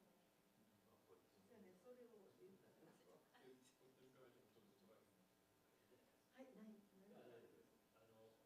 チェックタイとこっちが順番にしゃべる。そうですね。ここは見てる。はい。で、前に出る。別に前に。立つことはない。スライドは使うけれども。で、そこから先にプロジェクト必要ないから消せる。そうですね。So the speaker, because presentation sitting, not standing. Might stand, might sit. あ、立つかもしれないし。 So that's why I was asking about the light. Because if you're standing, then the light can go. Oh, but you just turn it on. Yeah. So then. Okay, now I understand. Yeah, so we will see.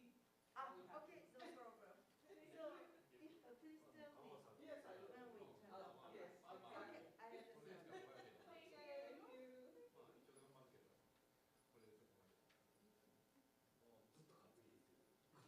大変。得意です。人間三脚。担ぎでびっくりと。応援は無理よ。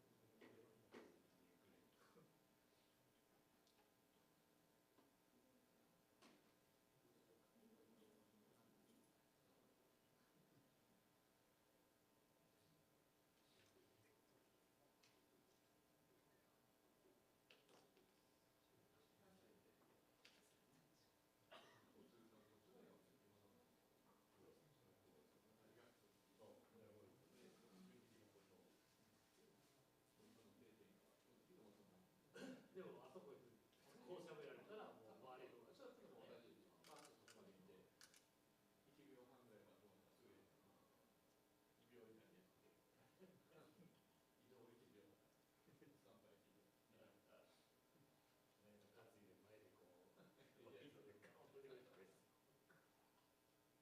で前でこういいのでガーンと出てくれたらです何より最後のそこはそう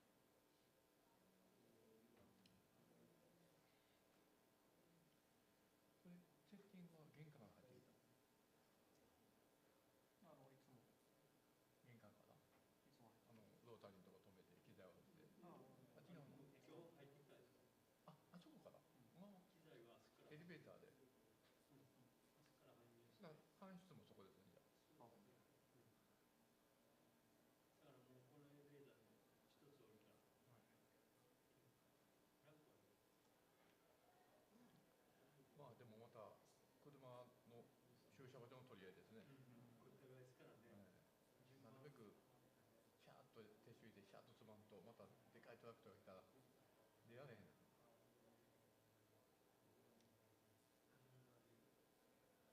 まあでもあれか、別にこれぐらいの規定やったら入らんでもガーって大体できるかもしれんね。もしいっぱい詰まってたら。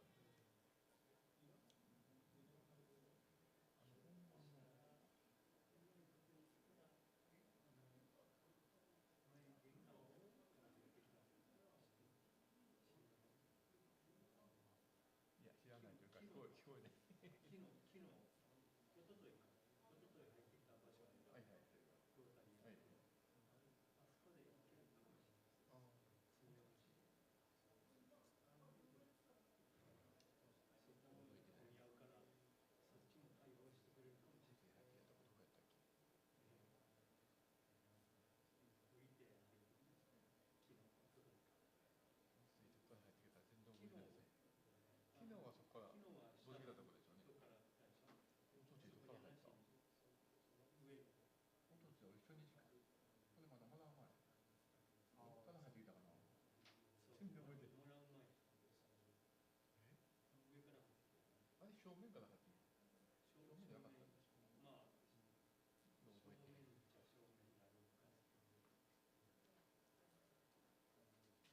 正面なのか。まあでも、あ、そうか、ステージあるか。あ、ないか。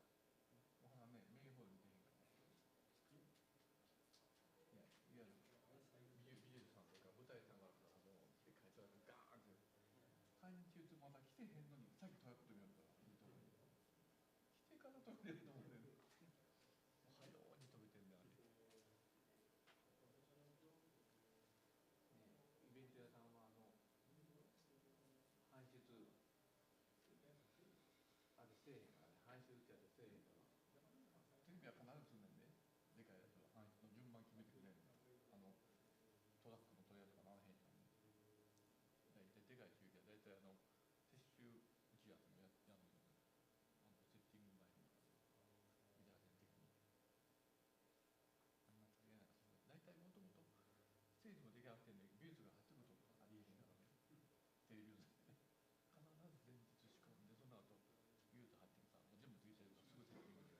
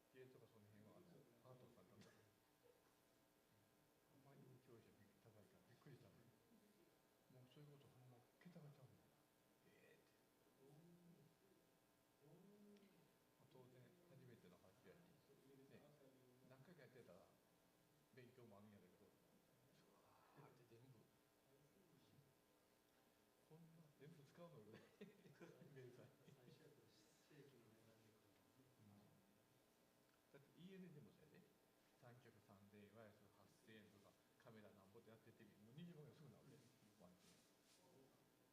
政策見積もりがそうやけど、ワンチェーン18ぐらいできるね。俺らには10で発注するけどね。一個一個ここで人件費、カメラマンなんぼ、軍さんなんぼ、CA さんなんぼ、カメラなんぼ、車両なんぼって全部戻せないから。この業界もな、そうやってくれたら美味しい。たまにほら、ワイヤレス3パンパンとこういう時もあるし、音入れない時もあるやん。それでもワンチェーンして。ある意味、ワイヤレスサービスみたいなもんや。だって風景だけ撮るやつもそうやし、ワイヤレスも使ってライトも使う時もほぼね、変われへん。だから4波5波になったら別やけどね。ワイヤレスがもう2波とか3波やったらもう正面込みでワンチェーン。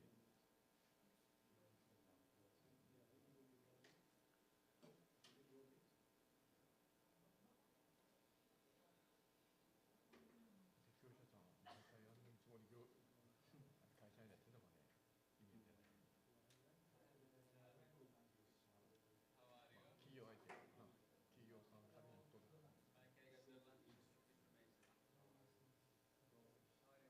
こういうこと思うよ。この仕事美味しいよ。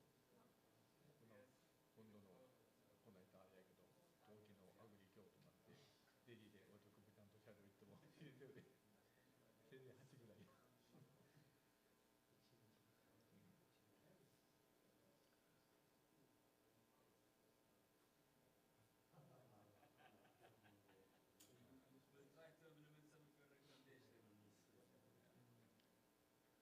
そういう意味で言うと業者さんとかね、あずさんとこっていいお客さんやわね。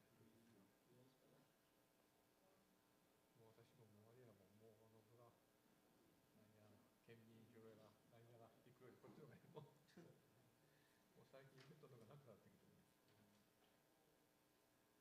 暑くなく寒くないよ。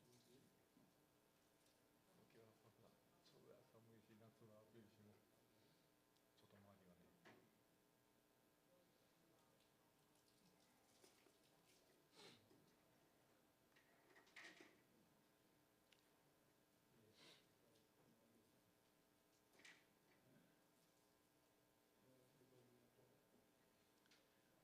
さんなんかもなんやかんやだから結構儲けねえちゃうの。儲かってますよね。いやいや、デブカネが多いんですから言うけど、いや、それなりに儲かってるはずです。まあ、まあ、まあ、でかいですよね。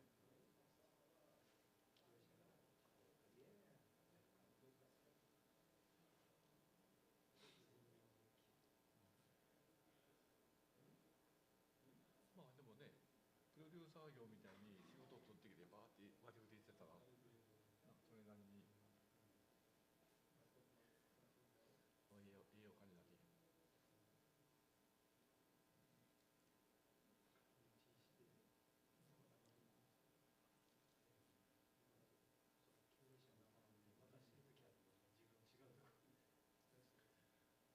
まあでもね、競合会社もあるからね、パイはもう決まってるから、それの取り出すのも大変やろうけど。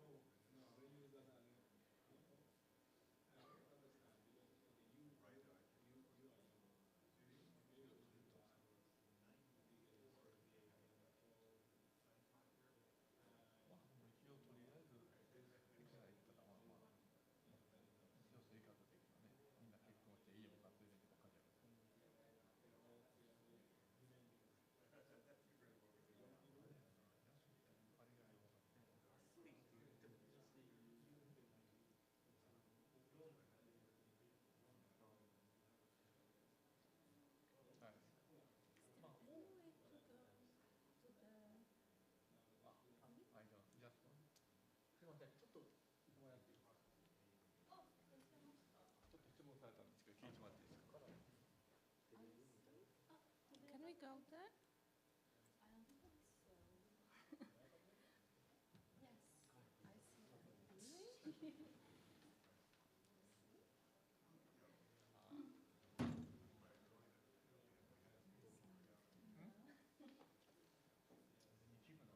Yes.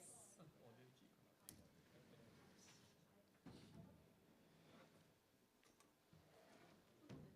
you.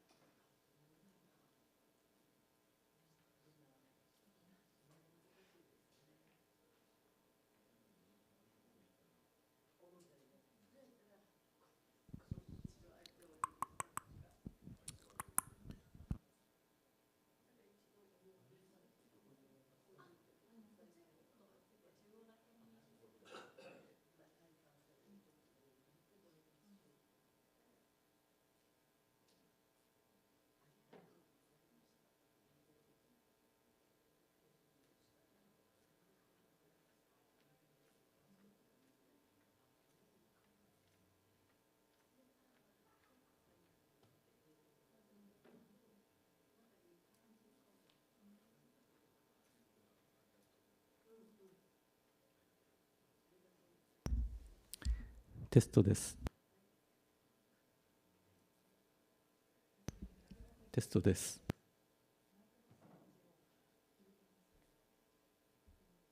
質問マイクです。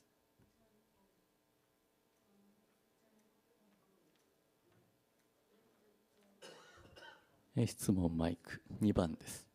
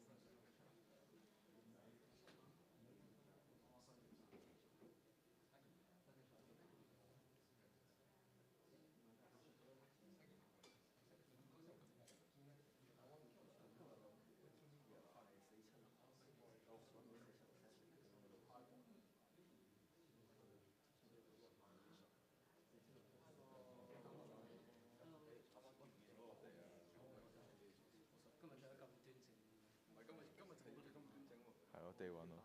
我仲吹過。今日寫低溫喎，今日。係咯，低溫咯。然之後話即刻買嗰套咯。我已經搞到死啦。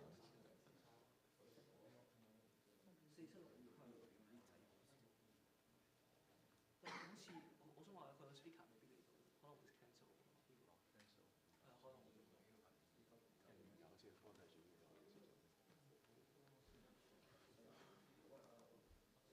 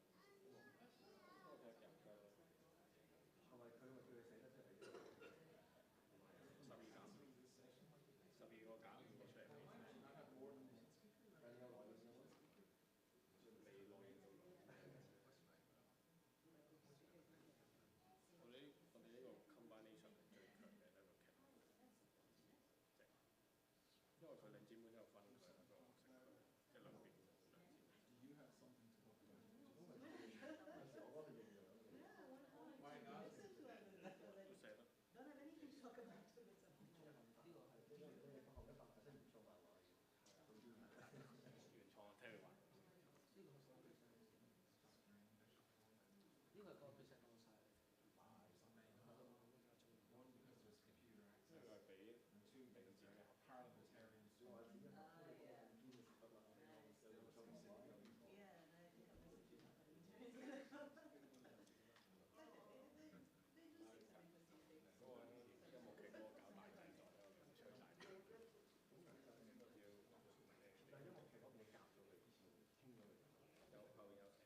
晒。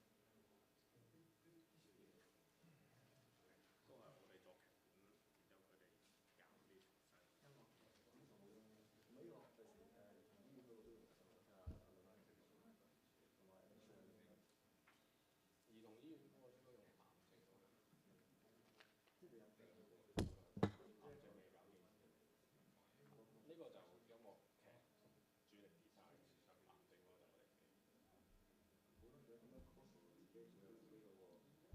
劇主力 design，癌症嗰個就我哋自己。同埋都有半都係諗住佢自己嘅投射。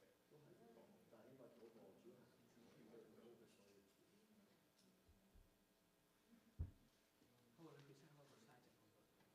係啊，今日同 David 講過，講起少微調，仲要夾 D.O. 嘛 ，D.O. 嗰一日先會俾個 PowerPoint 我哋。D.O. 好 D.O. 會用到嘅。D.O. 出咗去食嘢啊，同 David 講啊。好嘢 ，David 我聽得開心。D.O. 我嘅 D.O. 係 David。你而家就去。呢度有冇人？應該唔關你。今晚食飯。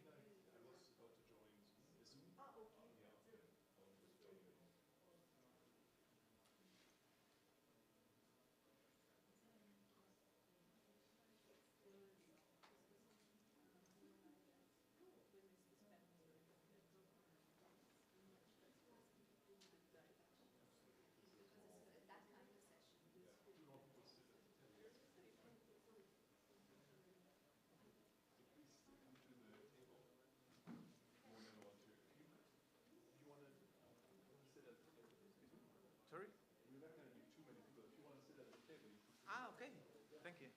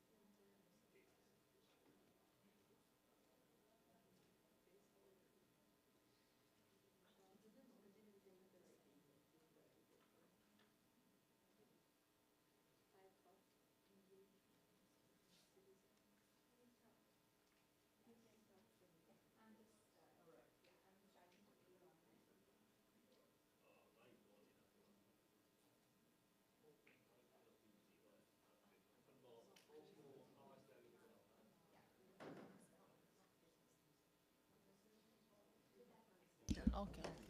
Okay. Yeah, we should share. Oh, we have one more. We have one more there. Yeah, we can pass it to. You That's prefer fine. that one? Yeah, we prefer Okay. that. That's So fine. I put off. Yeah. Turn.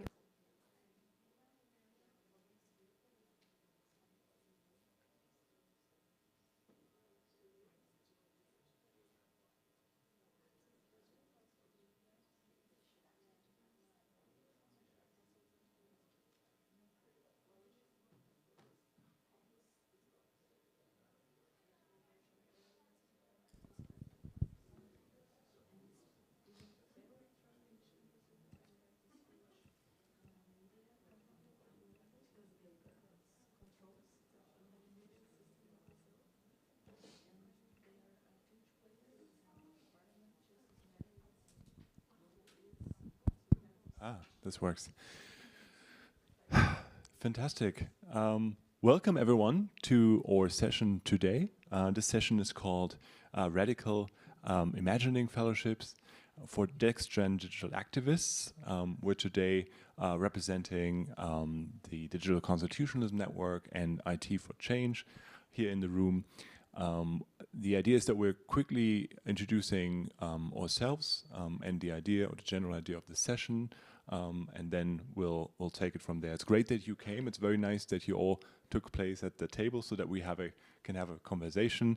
And this is what we imagine for this session anyways, to have a bit of an exchange, because we have many things from you to learn about what kind of fellowships are useful, and we're presenting the kind of thinking that we have on what kind of fellowships we think are useful for digital governance, radically reimagined. My name is Dennis Redeker. I'm a researcher at the University of Bremen, and I'm also one of the co-founders of the Digital Constitutionalism Network that educates, I'll talk a little bit more about it in a bit, but that educates so far mostly students of our BA and MA programs, but has a mission too to do advocacy work. And then the question is, how can we move into a space that allows us more to educate scholar practitioners? And I'm handing over the mic to you, Anita. Thanks, Dennis. So the starting point of my organization is slightly converse, but I hope we achieve as much as university spaces do. I come from a nonprofit space where our work is to contribute to social justice in many ways. And over the past several years, again, I will get into it in detail later on, we have worked on capacity building for both academics, practitioners, social movement people, and also those who want to be engaged in issues of digital rights, the digital economy and digital society, and both at the level of organizing communities and at the level of policy change. Through that, we've had some insights on what it might take to build the kind of institutional depth and traction that is necessary so that the digital rights debates are much more accessible to regions and organizations that are under-resourced.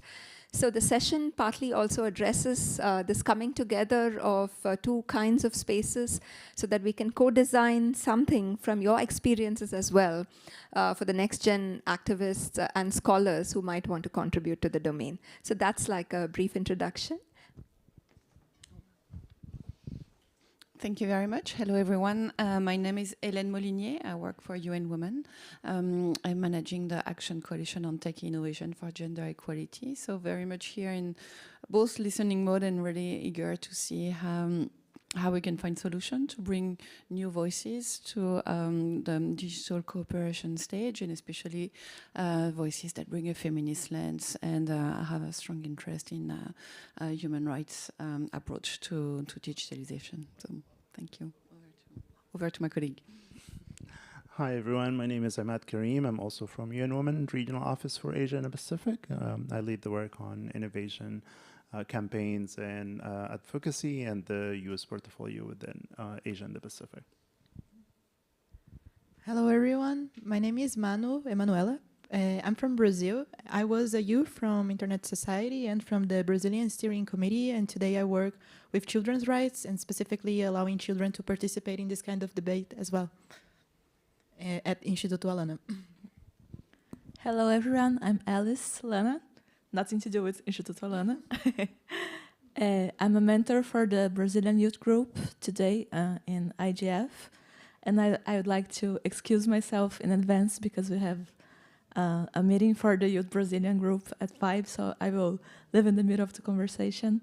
But I'm really glad to be here because I think that's exactly the kind of discussion we need to be having about having youth not on the menu, but sitting on the table and discussing.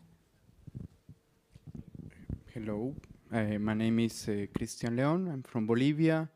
I'm the current executive director of Internet Bolivia Foundation and secretary of Al-Sur, that is a coalition of 11 civil society organizations working towards promoting digital rights in Latin America. I'm here just to learn, and if I have something, I will share it with you. Thank you. Hello, my name's Ariel McGee. I am a program officer with Internews for their Asia region. I work primarily with women and youth-led civil society organizations, media, and media adjacent CSOs, journalists, and am about kicking off a project on human rights-centered internet governance. And so we are actually, as part of that, have a large fellowship program. So curious to hear what you guys have learned and how we can implement that going forward. Okay, hi everyone, I'm Faye. I'm currently a master's student in Taiwan, and I sometimes work with or for Dennis, and I'm considering doing a PhD with him. Yeah, I'm just interested in what you're gonna talk about.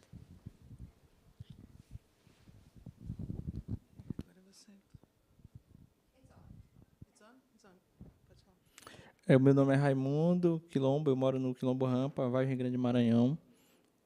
Sou da Rádio TV Quilombo Rampa, uma organização que surgiu na comunidade, né, como uma forma da própria comunidade contar a sua própria história através da comunicação popular, né? Então, a gente criou uma TV dentro da comunidade com o próprio recurso, né?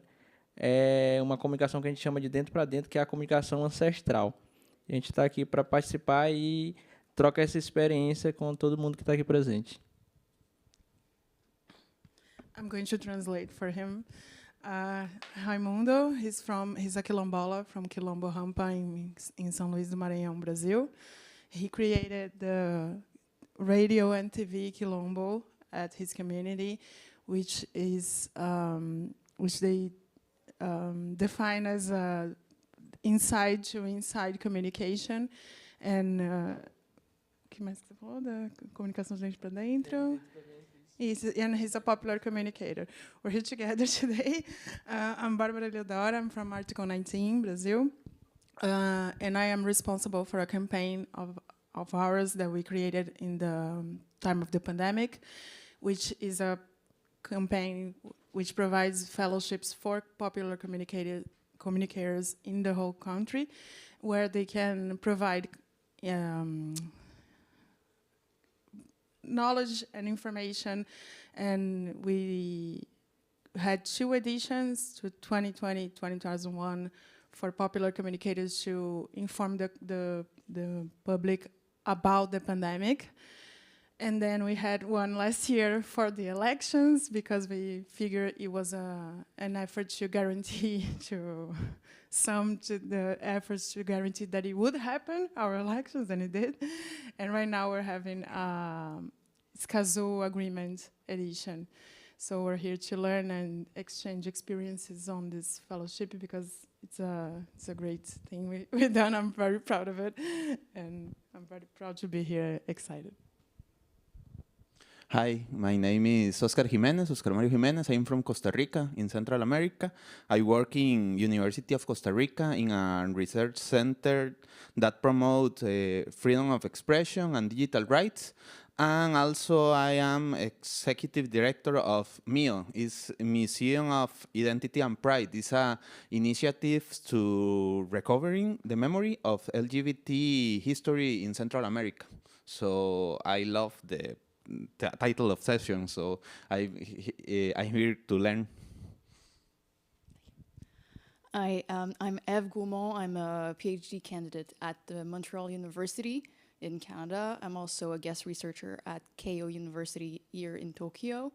I work in AI and human rights, and my dissertation focuses on the impact of AI on the right to higher education under international human rights law.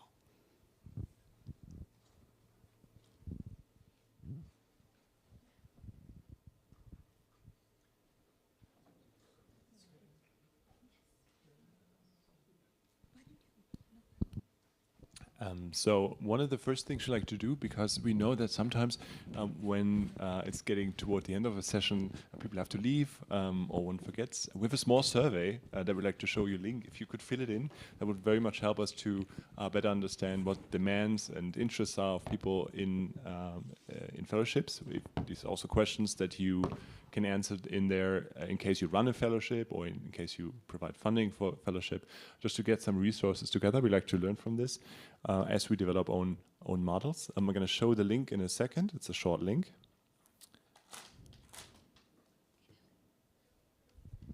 I just wanted to say that it's a very short survey.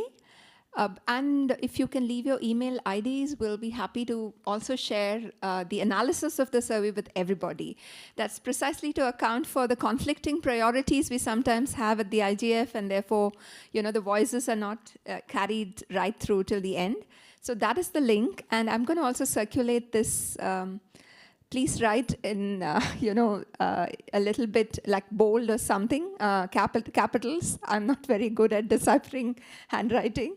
So I'll start from here. Would you be interested in receiving a copy of the, do you need a pen? Yes. So soon after, we can open up the session. So we probably take about 5-10 minutes for this.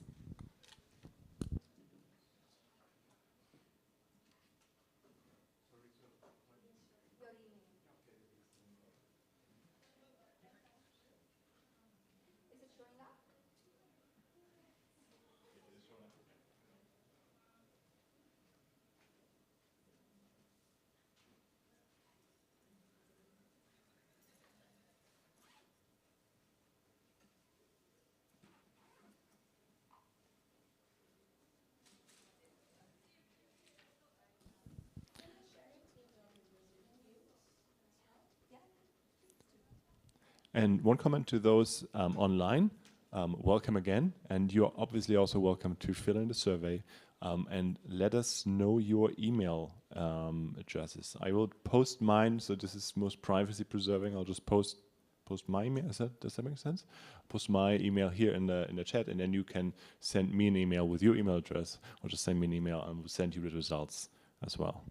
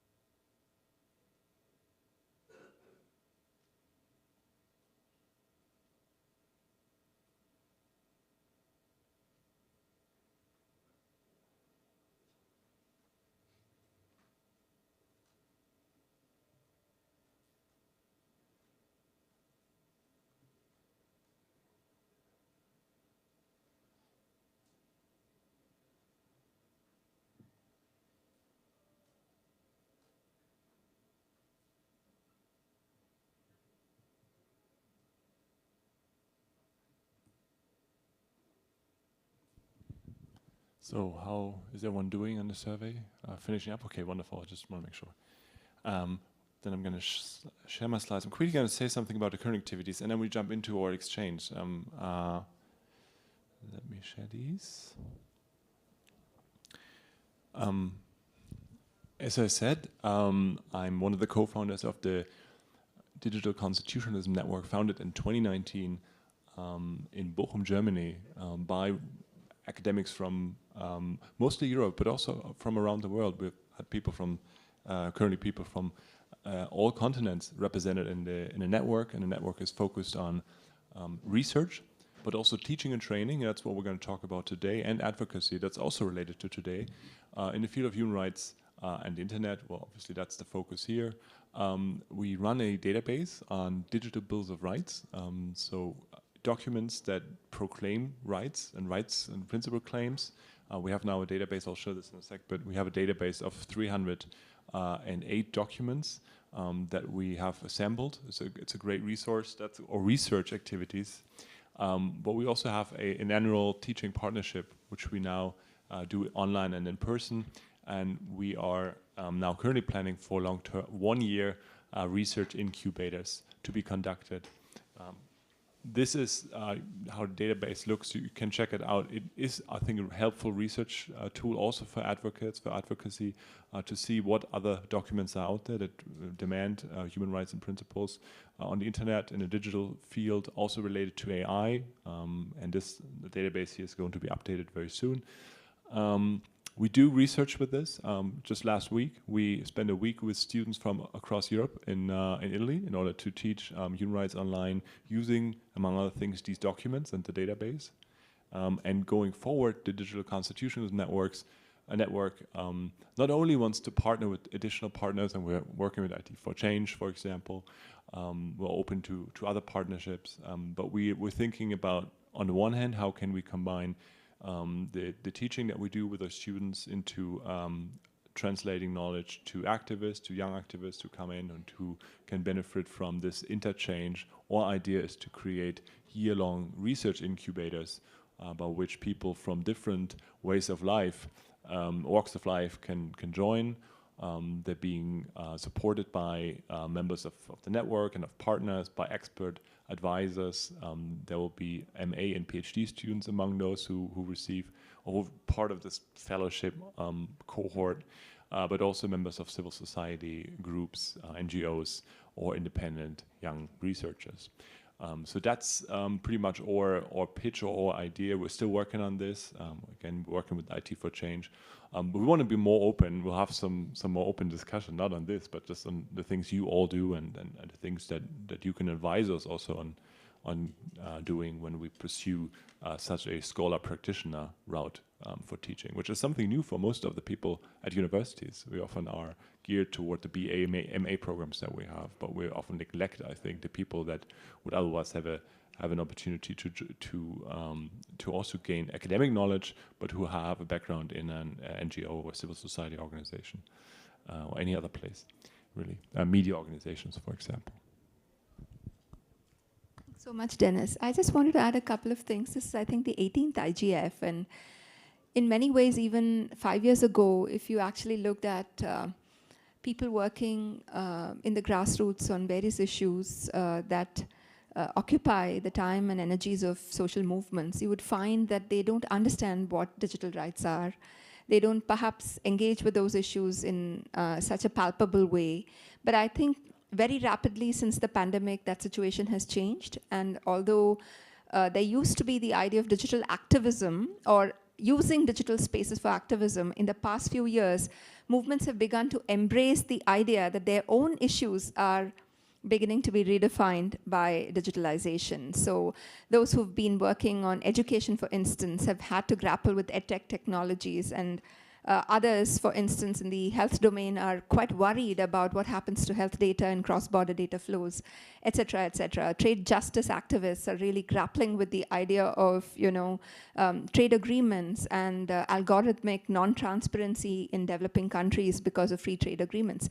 So the field is changing, and younger people are beginning really to understand and grapple with these issues. And by that, I don't mean to overgeneralize who these youth are, but I think broadly, talking about those who normally are part of the very, very fabric of struggle and dissent in their own contexts, and people who are really showing the way in terms of the pluralistic dimensions of human rights that we would really like to present, right? So we have at IT for Change done 2 rounds of, I would say mentoring of fellows. One was on the digital economy and gender through a feminist lens, and that was very rewarding. The other one was a in situ 1-week fellowship program that we did in Thailand earlier this year, which was called Frames and Frontiers for Digitality.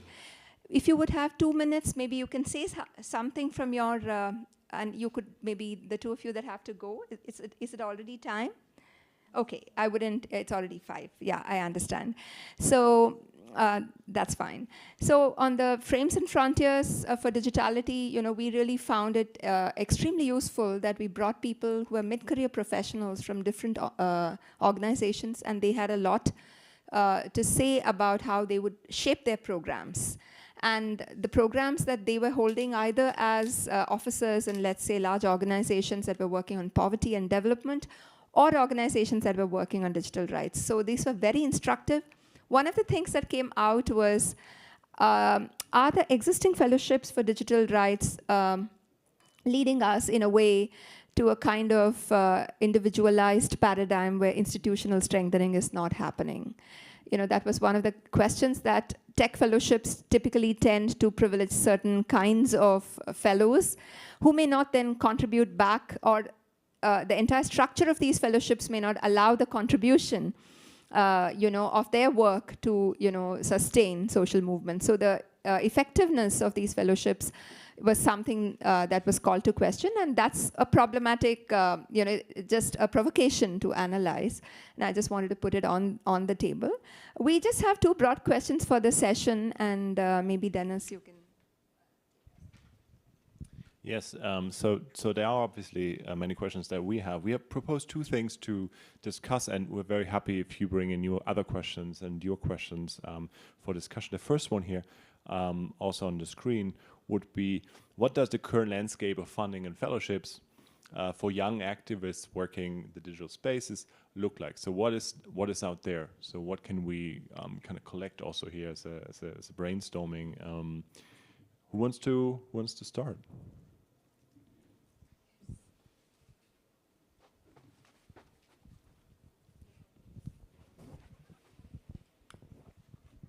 Hey everyone, I think I'm gonna share a little bit about the youth programs that I've been a fellow and how they are organized. So it's not exactly funding, but more like fellowship. And the first one, I had a course, and one thing that I think it's really important to think about is mental health during this kind of procedure. Why? Because the 2 programs that I participated, they had a competition vibe. So people were really competing against each other to be able to reach this opportunity, and this caused a lot of problem. So this is an issue. I think another one is the fact that the courses, they are very difficult, and they are online, so you have the accessibility things, and something that makes me wonder if the most vulnerable people, they are able to reach this opportunity. And even the fact that it's very difficult for understanding like infrastructure issues and understanding this debate and then competing against each other to be able to get the fellowship. So all of these, I think, are things that we have to face it. Another thing that I think that the programs today, they allow you to reach opportunities. Like I went to the 2018 IGF, and this is the only reason why I'm here today. Like it changed my life because I saw this is what I want to do. I want to participate in this space. But you don't have a lot of continuity to be able to, in these programs, at least in Brazil, from my perspective, to be able to continue your engagement. So what I did was I will go after civil society and the NGOs that exist, and I will try to get a job. And that's basically what I did. But I don't see a lot of youth-led organizations in that sense that are like, oh, let's empower youth and because of this program, let's do an organization. And I think there are a few aspects of this, like the importance of project management skills and skills to, go after funding and do risk assessments, all of these things that we know that it is important for to apply to a lot of grants. And these programs, they do not help you with this kind of skills and abilities. So this would be very important to empower people through fellowships so that they can form organizations. And the last one, why I think this is so important, is because the landscape of civil society in Brazil today, a lot of organizations, they are funded by big techs. And, well, if you are funded by the private sector, you have a few particularities on on what you can do, on what you can speak, even if it's very open, but, well, you are funded by them. So the importance of having freedom, not the chilling effect in that sense of the funding opportunities that we have. So these are a few of my considerations. I think that is very transformative to be able to participate in this kind of event. And this should continue, but also allow to more long-term engagement. And for alumni network, like how alumni can become mentors, and that they can help and engage people with their experience and build, well, futures alike. So that's, I think I approached the two questions a little bit, and maybe later I can share some other thoughts.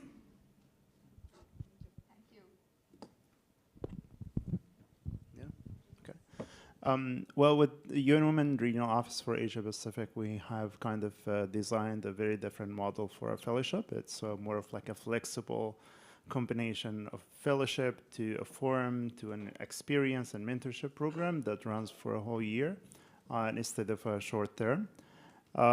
So we have this group, we call it the 30 for 2030. Every year we select 30 from across the region, different field of experiences, and where from UN Women's side, we give them a capacity building program, a mentorship with our advisors, connection with the country offices, so they have, the data and evidence and the strategic overview of the organization of what's happening in the region, but also connected to the country offices and where the implementation is happening. But that doesn't stop there, so that's more of like a preparation phase. And those groups are amazing. They are like leaders and activists and CEOs of companies and researchers. So what we do with them after that, we work with them in co-creation. So they co-create campaigns. Right now we're launching an online toolkit on online GBV, co-designed with them. And it, what's really unique about the work that they do, that they want to create a knowledge product as a living system. So it's not just a knowledge product that will put it on the shelf, put it online, and forget about it.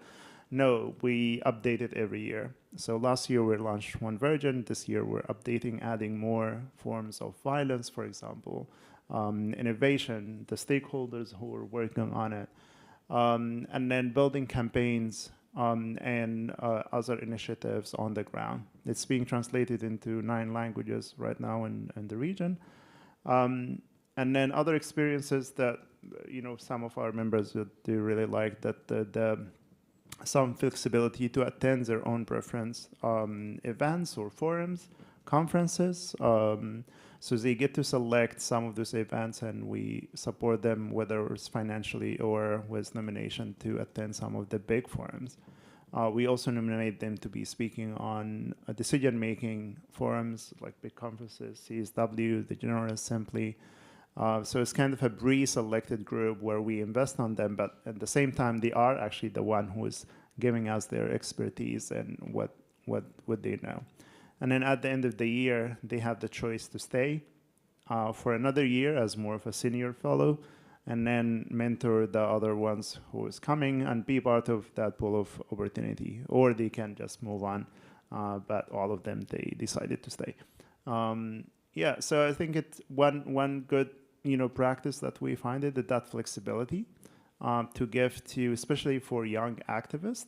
A lot of them, they're studying, they have their work, they're doing other amazing things, and I think it should be giving them the flexibility to come in when they need to, pull out when they need to get attention to other work in their life, especially if they're not like paid or well paid for some of that work.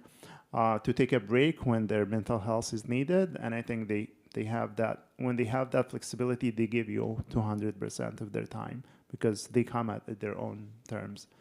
Also getting them involved in practical challenges and giving them real life experiences that they relate to it, and they don't have to attend other things that is not of their expertise or relevance.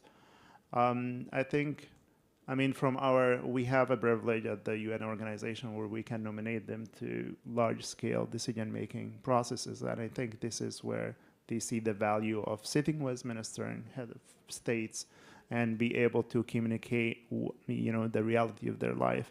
And I think it's very different when they say it than when we say it, or when older people say, oh yeah, I was young once, I know what you feel. Like, no, you're not. This is a different reality, and I think it needs to be said by them themselves.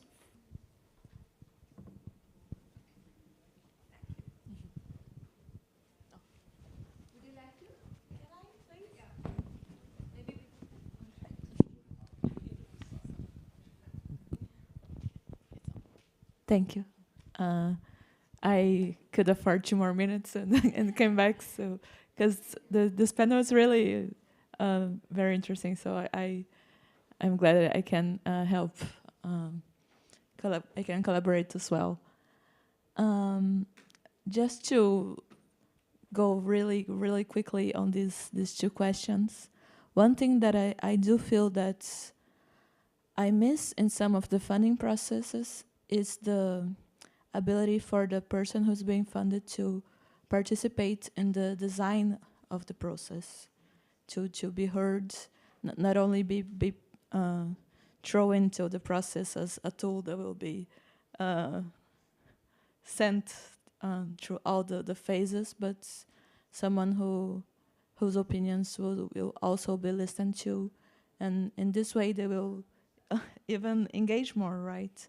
They will feel that their opinion, not only on the content, but on the process as well, is valuable, and maybe for the funders, they will not get exactly the results they wanted, they envisioned, but maybe they will get a better result in a different form. So I think that's one approach that I would like to bring. Another thing that I think relates to what we're talking here is we have to have this balance between mentoring and trust, because I think it's important when we're talking about funding to have someone who's there for the process and listening and helping, but there also must be trust in the sense of flexibility and understanding that the person who is being funded or the organization who's being funded is not like an empty vessel that needs to be filled. It also has their experiences and a lot to teach as well, not only learn. So I think I kind of gave this overview on the issue, but if I had to choose 2 words, they would be this balance between guidance or mentoring and trust in the person who's there. Thank you.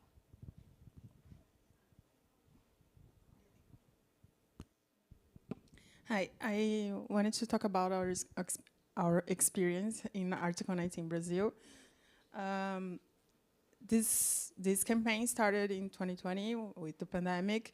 We had this money that we would use to activities and things that we're doing in person, and we couldn't anymore. So we figured we would reroute these to popular communicators, because we figured they were the most qualified people to inform the Brazilian people on the state of the pandemic and what we should and shouldn't do, especially because at the time we had a government that was spreading misinformation.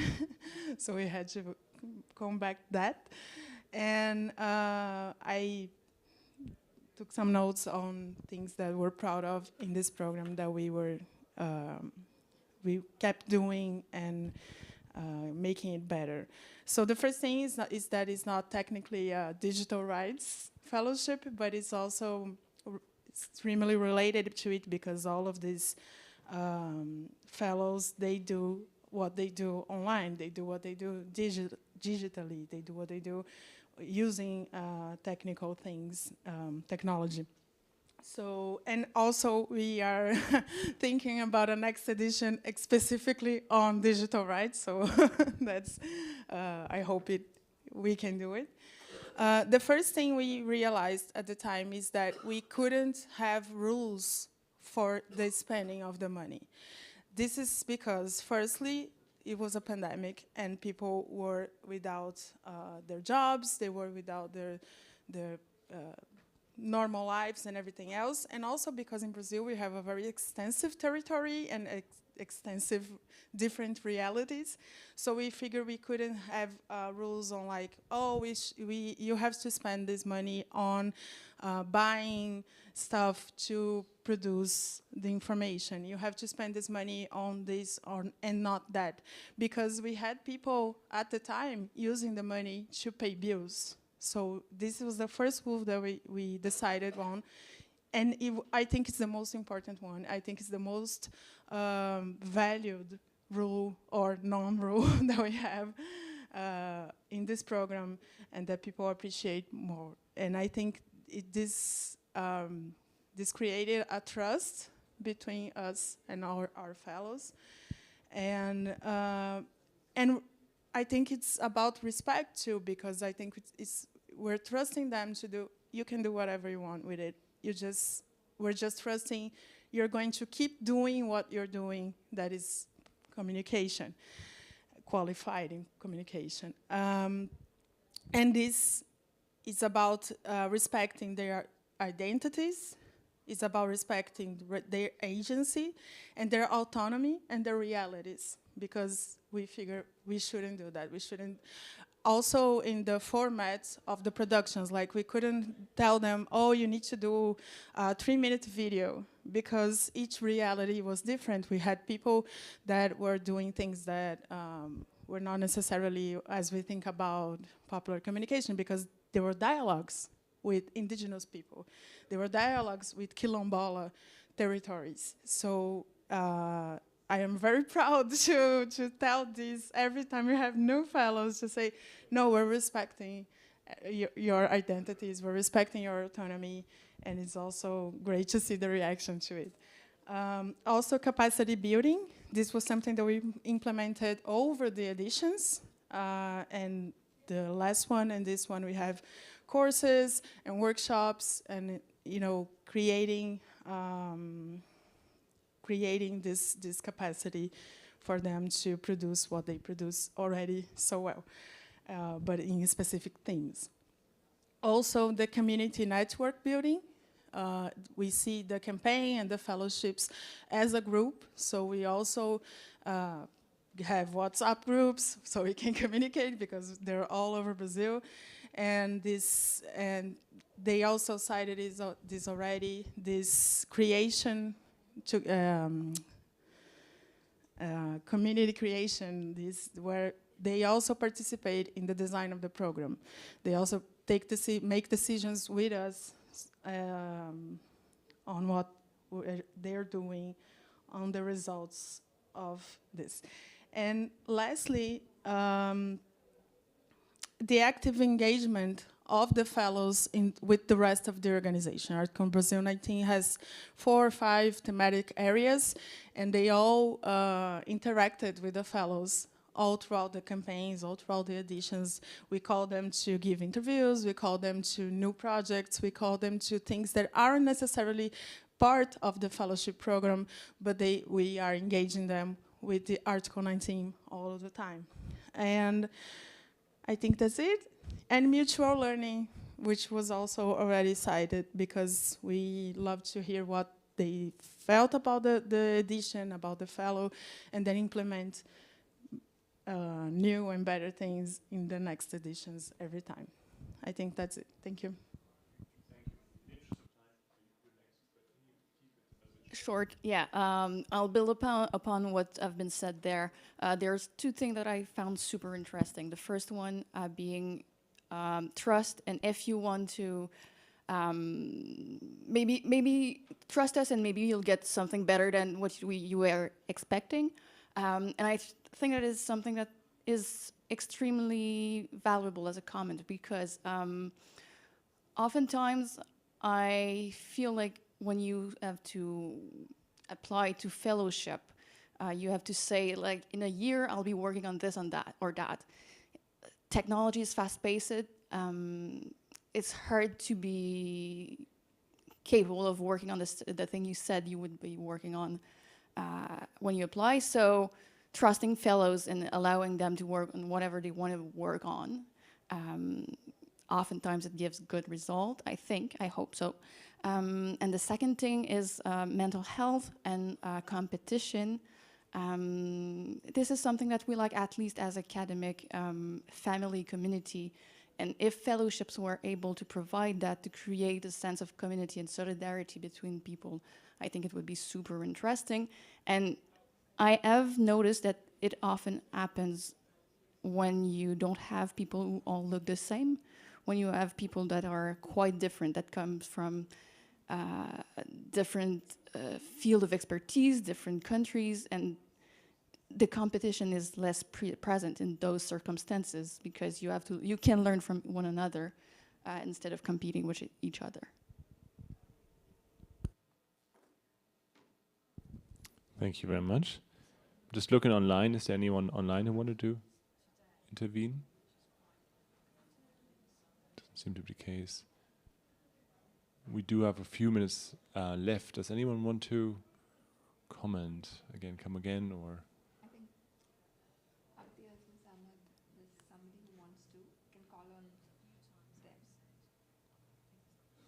Yeah, I sent a message and asked. No, it doesn't seem to be anyone online. Any questions here in the room?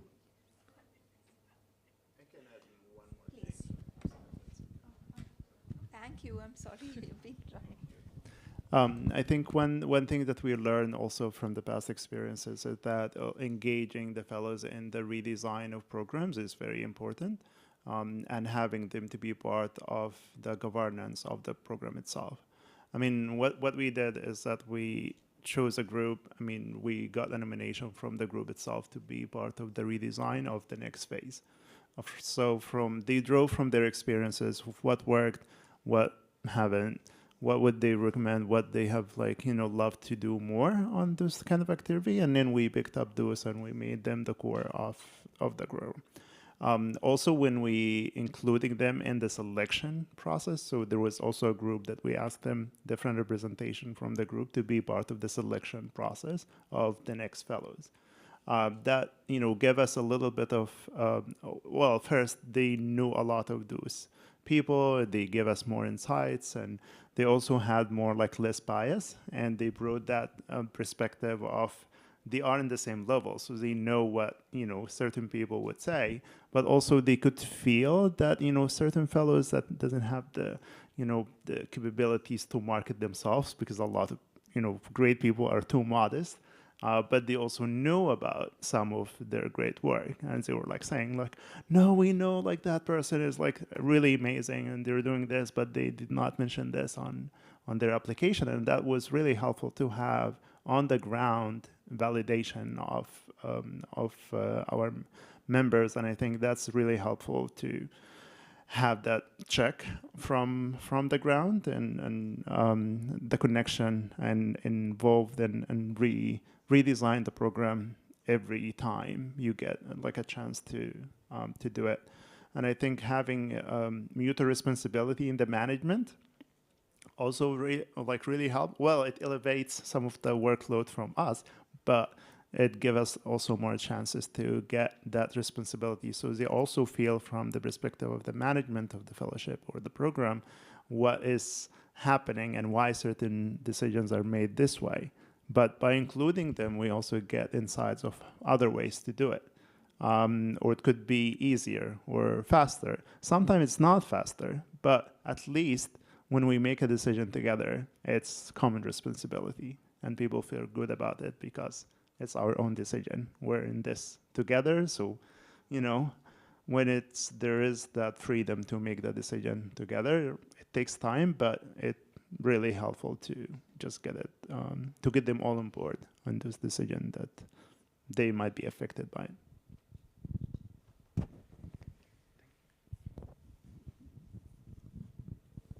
Thank you so much, everyone. Actually, if I may just reflect very shortly on our current plans and what I've heard. This is so inspiring to hear these things that we partly haven't thought about so much. I think as a digital constitutionalism network and also with the cooperation, we can learn a lot. I mean, thinking about participation in governance, coming from a university setting, that often is assumed. So when we teach, we know there are formal roles for students to have in university governance. But if we branch out and if we engage other stakeholders, then this doesn't necessarily apply. If we think about this being open as a training for civil society, doesn't mean that people are immatriculated into the university, so they don't have the same rights necessarily. So we need to develop new governance mechanisms, and we can be more, I think, flexible in that sense with new mechanisms that might even be better than the ones we have, and so many things that I haven't actually thought about, like the question of and your solution to the question of competition being people from different places. That really doesn't put them in the kind of competition. You in Asia Pacific have this automatically if you take one person or two from each country. So this was really helpful for us to think this through. And we were developing this, we're submitting this for grant applications, and we'll also update everyone who submitted the email address today if there's something coming through. And anyways, we'll be we've taken notes. We'll put this on the IGF website, obviously, after the session, and you'll get the survey results. Anita, is there anything you want to say? I just want to thank everybody for being so generous with your reflections, because I think there is a wealth of experience coming from different standpoints, and thanks for the candid feedback and your time to fill in the survey. Thank you.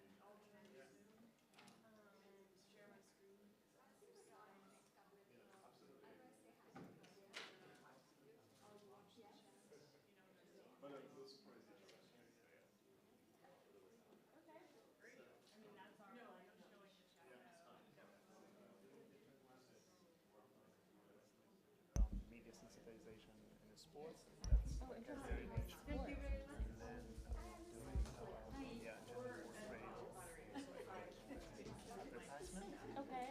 I have a project on technology facilitating gender-based violence. Okay, that's my project. Seems like we work in the same sphere. I mean, there's enough to go around.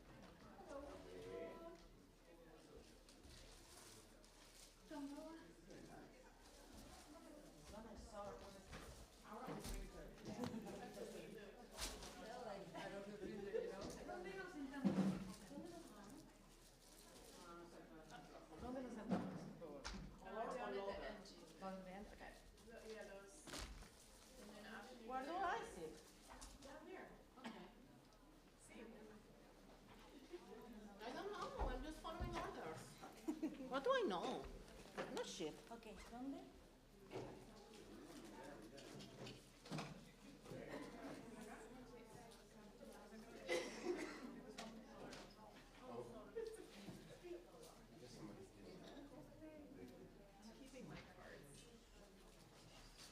And we're out one pager. So people can. Now I can throw it out. Finally. No, ese es el lugar. De hecho, lo arreglé entre los tres points de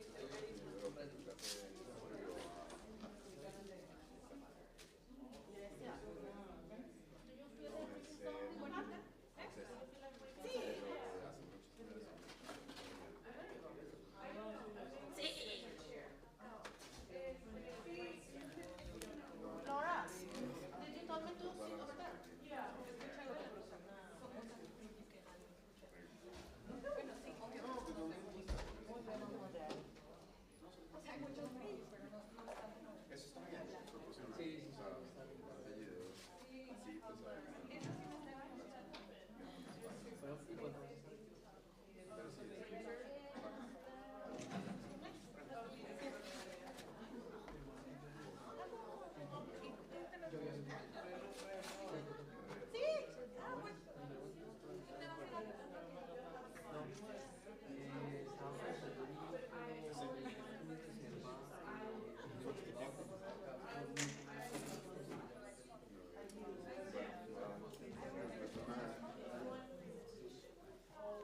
Oye, ¿me puedo sentar donde sea? ¿O solo lo de la red se sienta? No, no quiero robarle protagonismo a nadie.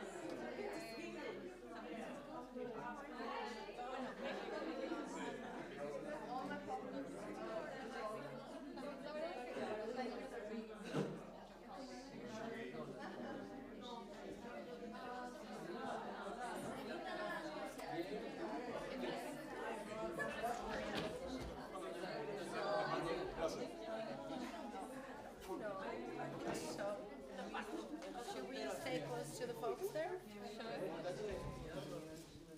thought this was iced tea, but it's iced coffee, and I've already had it. No, pero tipo,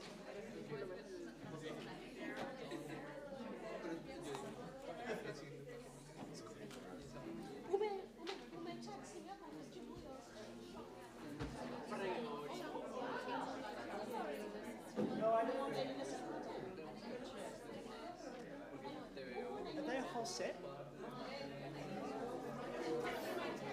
I think the house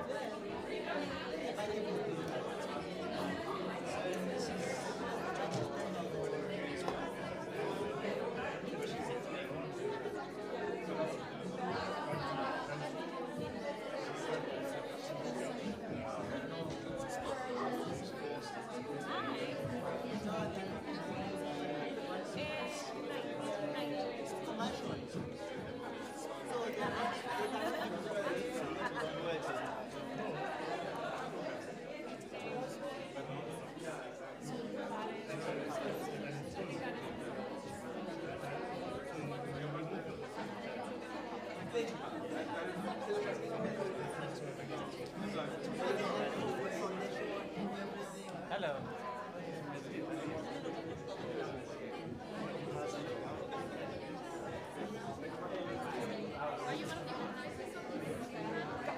I'm part of the network. I sort of organize it, but let me see if I can help you and then.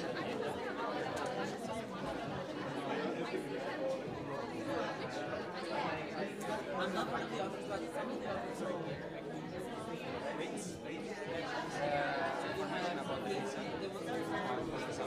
Oh, she said that someone came in.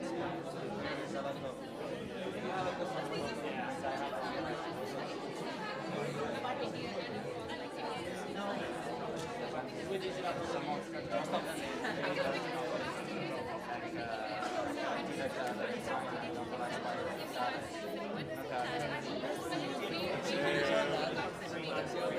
Aquí está el micrófono.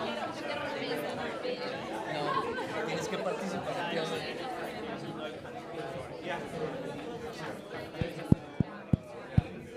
Hello. Testing, testing. Can you hear me? Hello. Let's take our seats. Where are you sitting? At the table. Hello. Who's happy to be here? Hey! To the most organized what? To the most organized what? Oh, most organized what? Civil society community, right? Okay, come closer, closer, closer, closer, closer. There's space here. Yes, poor Laura is lonely.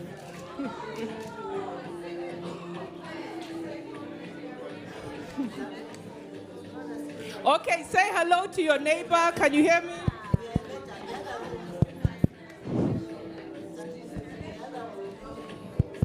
Okay, say hello to the person next to you. How are they doing? Learn a new language if you can. Okay, welcome. My name is Ashanut, and I'll be your moderator for this session. Again.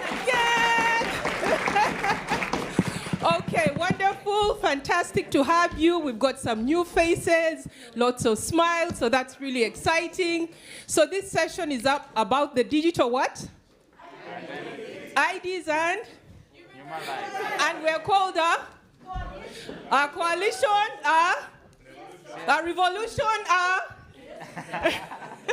Okay, welcome. So this session is really an opportunity for the digital IDs and human rights community to tell you a little bit about what they're doing, to hear from you about what they do, and hopefully you can join this fantastic community, revolution, coalition, togetherness, yeah? Okay. Excellent. So this digital IDs community is global, yeah? We know what global means? Global means? Global? Over? Global means? Balloon. So we've got people from all over the world represented in this coalition, yeah? Okay, let's see. We've got people from South America. Where are you? Woohoo! You see, we have people from North America. Can we hear it? Uh-huh. Yeah, again. Woo! We have people from Europe in the coalition. Where are they? Yeah. We've got people from Asia. Yeah, that was a very Asia, can we hear you? Yeah. Okay. We've got people from, we have Australia? Yes. Hey! Okay, and then people from the motherland. Where are you? Hey! Okay, fantastic. So on our agenda, have the slide. So on the agenda, we will start with really a brief overview. So we'll have different members tell you about the incredible stuff that this community has been doing. They'll tell you a little bit about the journey. It's been about a year since the last IGF, isn't it? But we've come such a long way. You know, they've got structure. They have regular communication, they have focus, they have thematic areas, you're going to wait and hear the rest.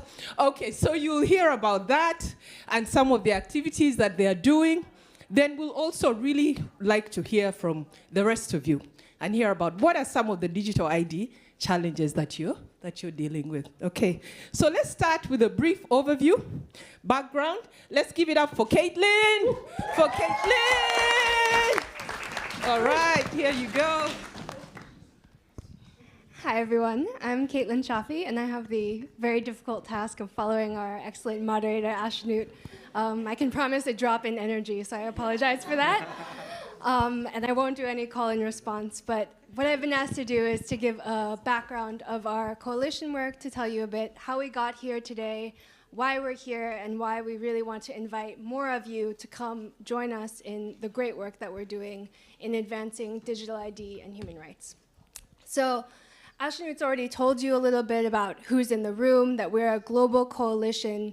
We are civil society organizations, so we are researchers, activists. Some of us are unfortunately lawyers as well. We're diverse in our geography, but we're also diverse in the size of organizations that we represent. So we have small community grassroots organizations all the way up to large multinational NGOs, people from universities. We really run the gamut when it comes to human rights organizations and human rights actors. We're also very diverse in the reasons why we're interested in digital ID. People are approaching it from many different perspectives, bringing many different viewpoints. And we're very diverse as well in our approach to how we come to the work. You know, some of us are researchers, some of us are engaged in advocacy, some of us do lobbying, strategic litigation. You know, we bring a lot of tools to the table when it comes to advancing human rights. And really the reason that we came together is because we have shared concerns about the types of digital ID systems that we're seeing, the way digital identity is being formed. And if you look at the timeline, which is the slide that's on the screen right now, you can see that in the beginning, we were very reactive. So we saw opportunities to come together for consultations, to do joint research projects, to write things like open letters that shared some of our concerns. But we were really reacting to opportunities that we saw. And over the past few years, I think we've become a much more proactive community. So we've become more cohesive. We do have structure now, which is very exciting for all of us. And also we are trying to be much more forward-looking, to identify opportunities before they come so that we're much more prepared to meet them, to develop shared resources, and also to leverage the strengths of our community to build more inclusive and human rights-focused outcomes. And it's very special for us to be here today at IGF in the first public session to share the work of our coalition, because it was actually at IGF last year in Addis that the coalition really began to take on a formal shape. So that's when we launched our initial volunteer group to start establishing some structures and started to bring what was at the time a very loose coalition of civil society organizations together into something that is much, much, much more organized today. And over the last year, we are in a kind of a piloting phase, a building phase, but we've accomplished quite a lot. We've agreed on a shared vision statement for the coalition. So we're a powerful coalition that aims to move together to provide solidarity and support and engage in collective action. And we have a beautiful one-pager that's on the table here, and I'm sure will be shared with some of the folks online as well, talking about some of our shared vision. And we also established a structure, which will be the next slide that you'll see here. And at the top of this structure, the thing that is most important to us is our community membership. All of the CSOs and activists that have come together, that is our strength, and that is what we build all of our work on. And to bring some shape and structure to that, we established a coordinating group that's responsible for setting meetings, developing visions to share with the group, setting up things like sharing sessions as well. We have a specific work stream on sharing and learning. So we've, for instance, shared information about strategic litigation that's happening in Uganda for the rest of the coalition to learn and hear about current developments. And we have a lot of other opportunities planned where information and resources will be shared with members of the coalition. We also have a work stream on communication, so improving the way that we share and communicate with one another, but also with the outside world. And perhaps most importantly, we, at the last meeting we had together, identified 2 priorities for collective action. So one is on multilateral engagement, on bringing the concerns and the information and the expertise of our members into multilateral spaces and international organizations. And we also have a piece of collective action on national level advocacy. And I have some wonderful colleagues here who are going to share a bit more about this work. So without further ado, I'll turn it over to Janina, who's going to talk about some of the needs mapping that we've done.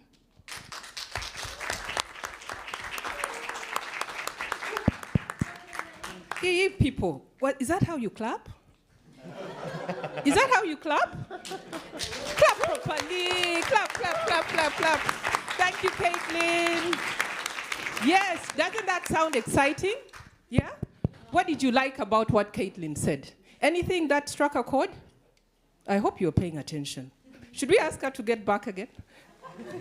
You like the word community? What else did we like from Caitlin's presentation?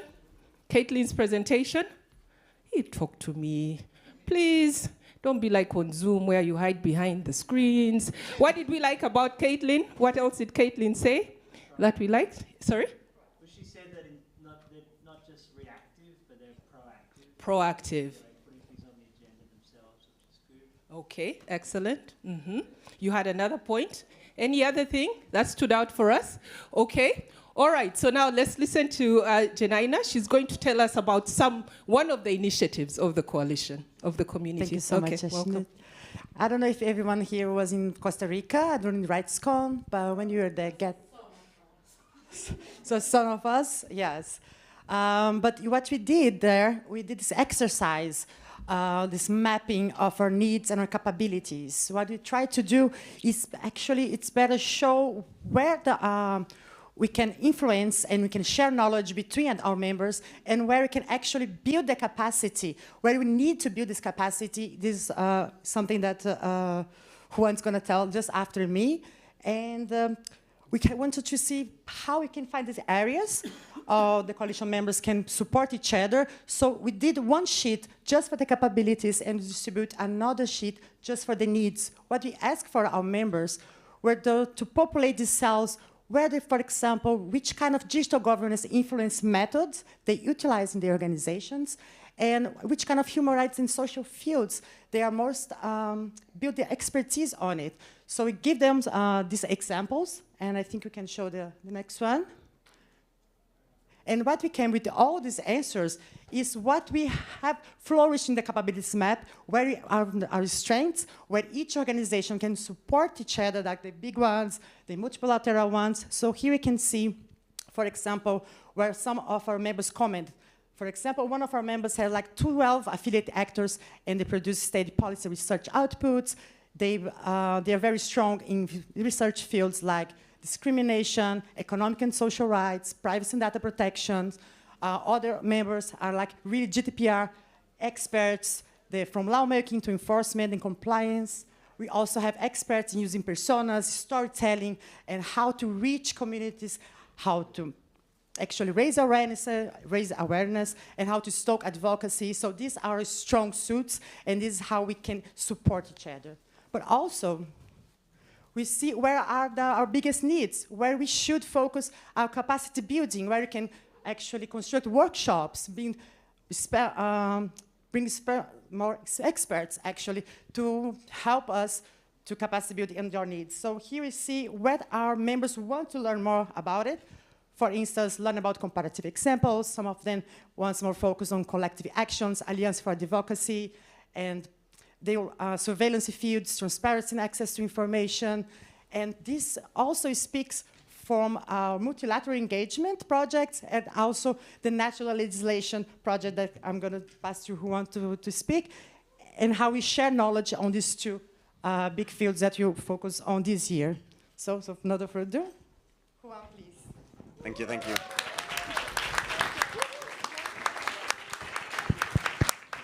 Thank you very much, Janina.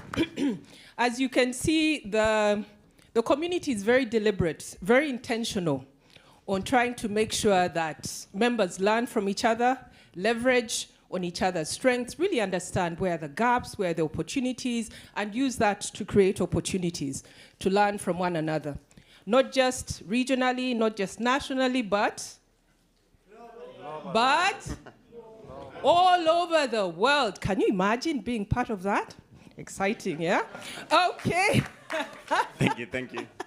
Okay, so we're now going to listen to one of the initiatives that the community is working on. There are two thematic groups, one looking at national level interventions, and then the other one looking at multilateral engagement. So let's give it up for Juan. Thank you, thank you. Yeah, okay. It's hard to fight against jet lag and keeping such high energy levels. I mean, I'm not gonna be able to deliver as good, but yeah, yeah, I'm not gonna try and match it. Yeah, that's right. Hold on. Should we try and give you energy? No, I'm fine. Should we try? Thank you. Should we try and give you energy? Let's give him energy. Shall we give him energy? You see, we are compassionate, kind. Hey, imagine. We are compassionate, we are kind, we support each other. Yeah, shall we clap? Clap. Energy, energy, energy, energy. Thank you, Okay, now proceed. Yeah. I'm feeling very capable now. So yeah, we've got two initiatives that are working groups aimed at solving particular problems that we think we can solve for in the coalition. And one of them is the National Legislation Mapping Group. This stems also from the RightsCon meeting in which we agreed on forming these two groups. And this one, what it's doing is a mapping exercise on the development of ID systems in different countries. One of the reasons we think that's an important task is because the issuing and the implementation of national ID programs is very different in different parts of the world, and we try and compare those different systems in different places to understand how they're working and to use that knowledge to our advantage in terms of advocacy mainly. So this was a prioritization, as I mentioned, from the RightsCon Summit, and the idea behind it is that we create a tool that's useful to advocate mainly. We are not a coalition that's focused only on research or on academic work, although we're very academically capable as well. We do think that that's a requirement to build better arguments. But we're aiming this effort towards something which allows us to move forward our advocacy efforts. And then the methodology, which is maybe one of the stronger points of this exercise as a whole, was collectively developed as well. It's very flexible, but every member of the working group has pitched in with ideas and with ways of making that methodology very strong, which I think it's one of the strengths of the group as a whole. So the methodology has that advantage, and the other one is that it's easy for newcomers to adapt to it. So this is, of course, an invitation for all of you to come join us. But we develop it so that any country or any researcher can come in at any point and bring their specific situation to the table in a manner that allows us to compare the different situations all around the world. So yeah, I think we can show them the idea of how we're gonna, first the categories that we're actually mapping. For now, it's these 5. We, as I mentioned, have a methodology on how we're gathering this information in order to make it easy to compare. But this is very much still open to discussion. If we see that we need to develop more or newer categories, we can do that. And then what we're aiming for with the results is something, at least for the first part, that looks like the next slide.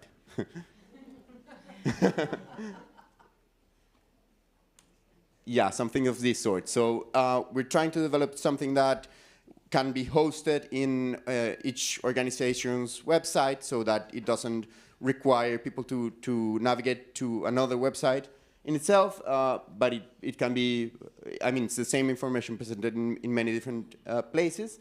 And we're trying to, for now, just have the more narrative version of it displayed, but this is going to be the stepping stone for probably a more quantitative approach towards ID in the future. That depends on what we're doing. And as you can see, I mean, some countries are already beginning to be blue, but on this side of the map, we still lack some of your help. So if you're willing to join, that'd be great. And yeah, I think that's it for the National Legislative Group for now. I guess we can take questions on the methodology and everything on the Q&A. Next up, Marianne.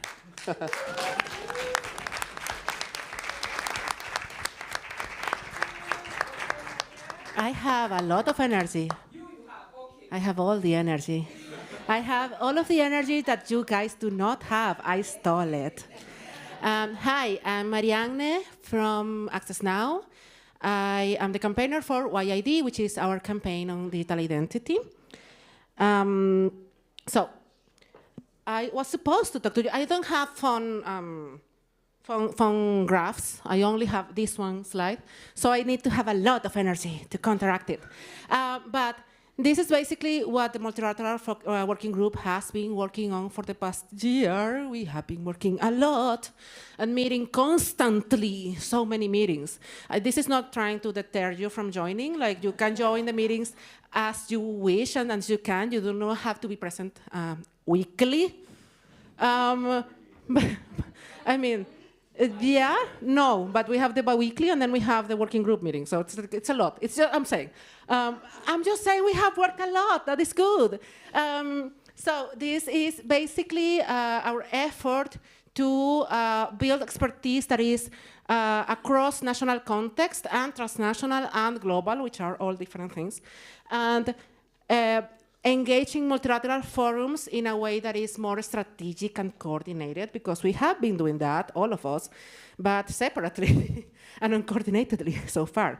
So basically the goal is to ensure that all of the community members that are part of the coalition have the timely information and the insights so that they can engage in processes at an international level, but also to be able to understand which tools and which activities and which learning experiences can be developed that integrate the different needs across the globe. So that means that on the one hand, we this year work on a collective strategy for our members independently to engage with different processes, such as the UN-GIE High-Level Week, where we had different sorts of participation and different types of meetings, and then a debrief session to understand how to work with the knowledge that each of us had acquired throughout the different activities. That also means that we are preparing trainings on technology designs and standards, and also on how to engage in this fora, because for each organization, like, we all have different levels of expertise, and we all have different approaches to how to engage and where to engage. And also, the coalition has been providing funding for the presence of more members on forums like this one. So a lot of the people who came to this IGF, to the previous IGF, to RightsCon as well, to our meeting at RightsCon, where their travel was funded by them. Also, the YID campaign, you knew this was coming. The YID campaign is launching today, an effort that we have been working on for an entire year with the community, which was a community effort that many of you were part of at the last RightsCon, providing feedback in our zero draft of this. This is a toolkit that I don't know if we have a couple of them still there, but the great part is that now we have a website and everyone can see it on the website.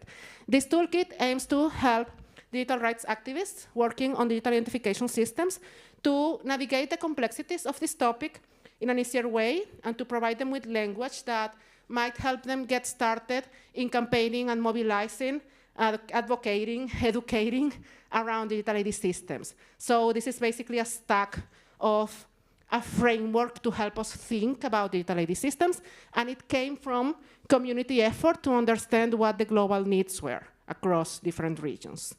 And that is all from me. Thank you.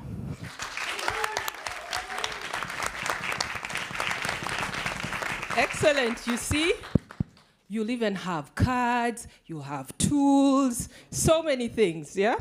Okay, so we've heard from the different presentations. So what I'd just like to give you is 3 minutes with the person next to you, or 3 of you. Do you have any questions about the community, about the coalition? Is there anything that intrigues you? Yeah, I give you 3 minutes. 3 minutes. Just talk to the person next to you. Not to your phone. The phone is not a person. A laptop is not a person. A person is an actual human being. Yes. Talk to the person next to you, really. Please talk to each other. I beg, talk to each other. And do you have digital identity discussions? No, I don't care about this. We have sadly, digital identity system can also be found in countries that have many other problems as well. Like the World Bank and others have been pushing it as the solution for everything. Hey people, please put your phone down. Talk to the person next to you. That phone is with you. So we have a national ID. By the way, biometric in Iraq, scan my IGF, which is very new. Sorry, in the passport, the biometric just for passport. Okay, yeah. So still, there is no biometric in And the big question is then you have to be mindful what they do with that biometric data. Yeah, I don't know. There will be creative appliances in the future. Institutions So, that and who is collect doing it? or that provide this type That of very much IDs, depends. I mean, The government or control, there is organization, the elections organization, global organization. So this is a global network of NGOs, and we actually and there are others like tax authorities. we are very happy that we but get now, to work on this. particularly right now, like it's next I am week also part or of that group. probably next week, Congress is trying to pass a law. It's super Okay. I hope you're still talking about digital IDs. I come from Europe. And for us, the debate is ID for all people in Mexico. And colleagues in Latin we've been America, like expecting Kenya, this yeah. for a long time. It's totally different debate, and they have and much working more towards experience. Yeah. So No, in Iraq it's Okay, can I have your attention back? passport is becoming. No? So there is the biometric thing, which is very new, and in the beginning, most of the countries they reject it. Can I have your attention? They need the time to have it around the world, and now they accept it. So, for example, if you are in trouble, like with the new. Can I have your attention, for a please? few months you cannot. Yes? So, yeah. Okay, what questions do we have? What questions do we have? We should come up with questions. What questions do we have?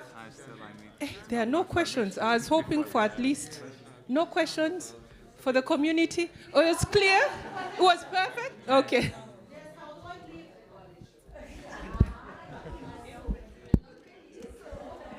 Okay, let's listen. Hello, everybody. My name is Hugo Cordova, and I'm here. I work for the European Parliament.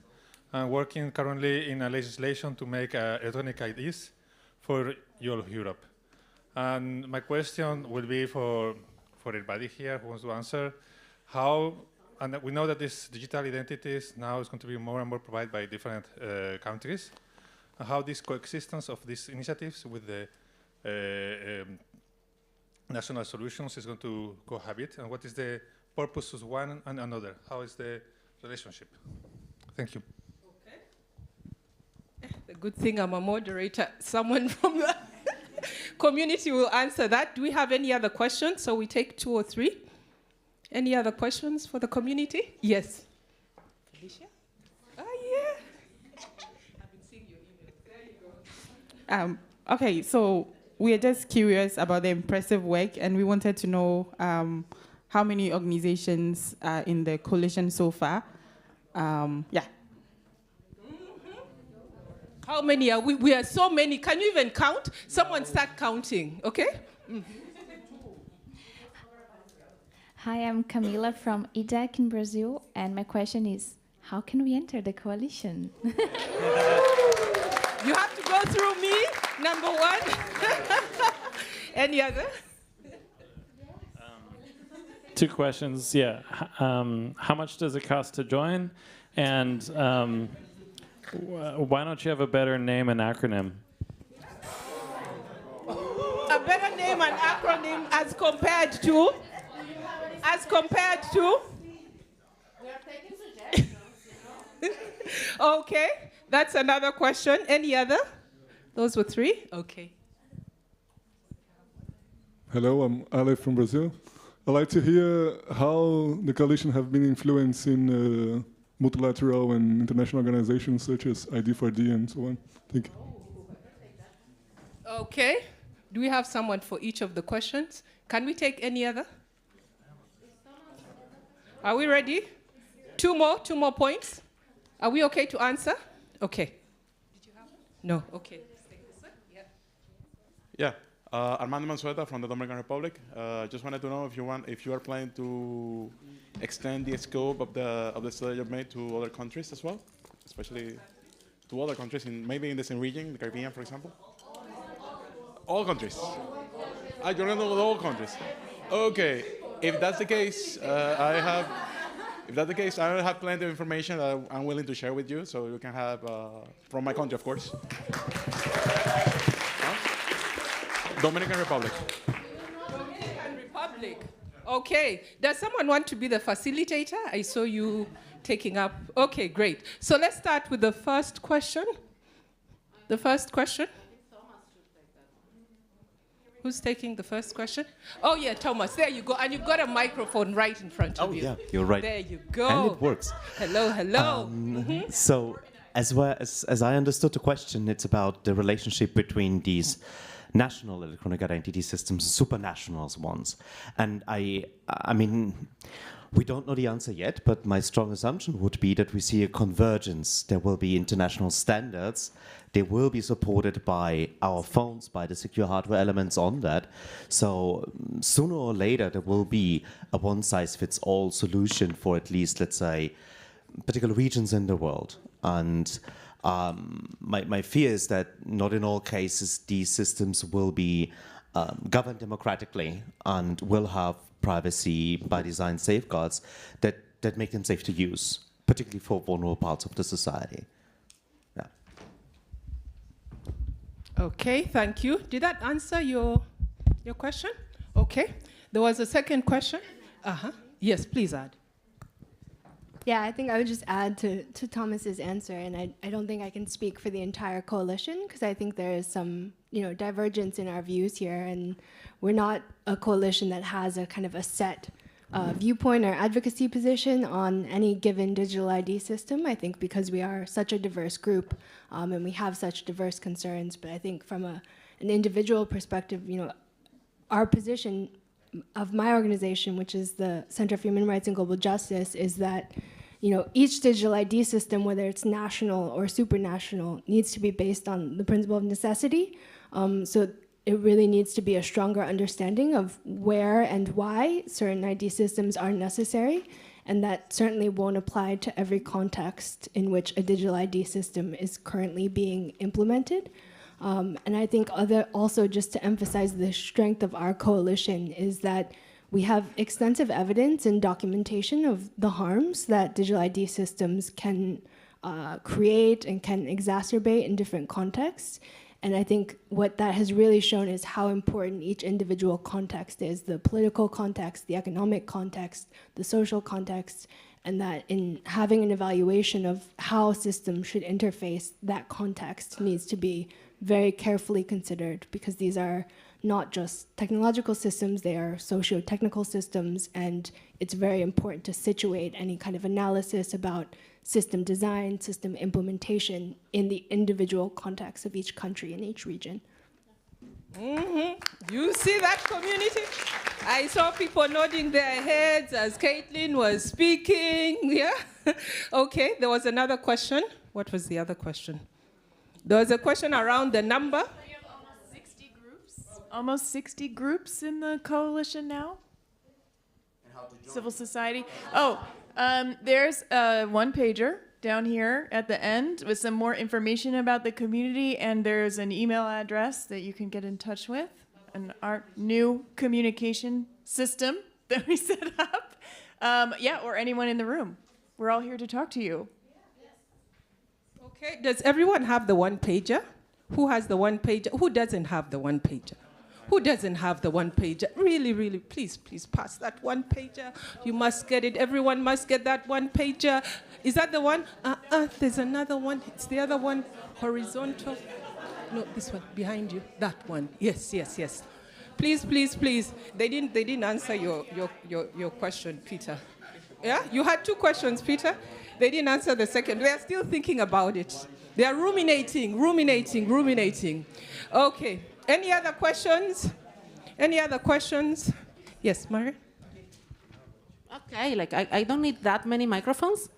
So yeah, I don't remember who asked this beautiful question that I get to answer now on our engagement in multilateral forums, but particularly on ID4D.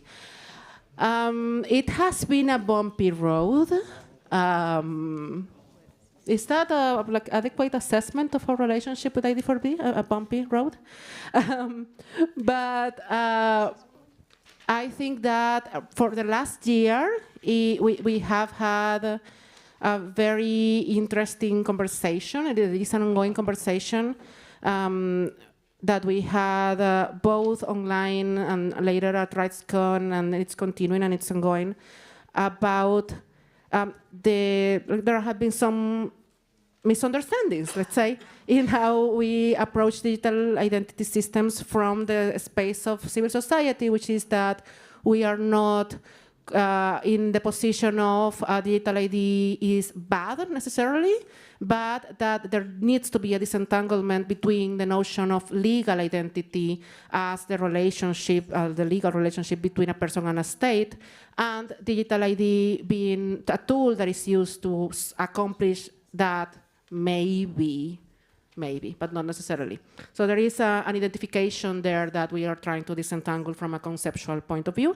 And then we are working on getting to about the same page on safeguards and remedy.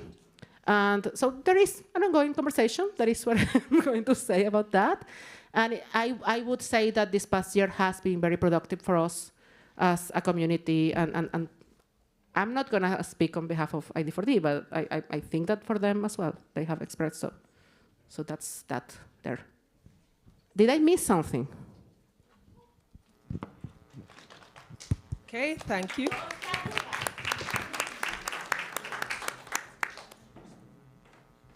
Okay. Questions? Comments? Yes. Ooh, I love. I have a question. I heard a phrase strategizing public interest litigation. I was wondering if you are doing it, and if yes, how? Secondly, if I could join. So please let me know. Okay, let's take. Hi, everybody. There was a question, I don't think it has been answered. It was about how the work has influenced the way we are working. For instance, let me say what Caitlin was talking about, the issues of multinational and national issues. In Kenya, we can give an example. Through the civil societies, Kenya was to launch digital ID on 2nd of October. but through this platform and a lot of engagement, they suspended it. And through also working together, we've seen countries like Uganda, they want to learn more on how Kenya has worked. We've worked with Adhar from India and also Jamaica, so at least there is a lot of issues that is happening. Unlike before, not so many people used to know about the issues of digital identification card. But right now, so many people, and the way we are here, there are so many people who are learning a lot from this. So let's keep it on, let's continue, let's make more noise. Thank you. Did you hear that? Okay. Hi. I was wondering, I mean, I think we've been tracking digital identity for, what, 5 years or more, probably close to 10 now. And it seems like, and maybe I'm wrong, that there's like a lot more momentum from a governmental perspective and also from a private sector perspective. Kind of that digital identity is going to be, I think it is perceived to be the entry to the digital economy and to digital society. So I'm wondering, over these last years, has the coalition come to a conclusion of what digital identity done right might look like? And is that possible? Given that, you know, there's just so much pressure from a national perspective and from a private sector perspective to implement this, as we've seen in, you know, Uganda, Tunisia, you name it. Can it be done right? Okay. Laura, hey, quickly. Well, I did want to mention something about the strategic litigation question down here, which is to say that was in the heat mapping that we did, that was one of the areas where there was a lot of interest across many different members of the community. So in the sharing and learning piece that we talked about, we're holding a strategic litigation training workshop later this year. So you should join up now and you can come. But there's a lot of, that was one of the main interests, I think, that got on people's radar within the civil society communities for transnational exchanges, especially. I had one thing I wanted to say about the question on digital ID done right. You know, I think we get that question.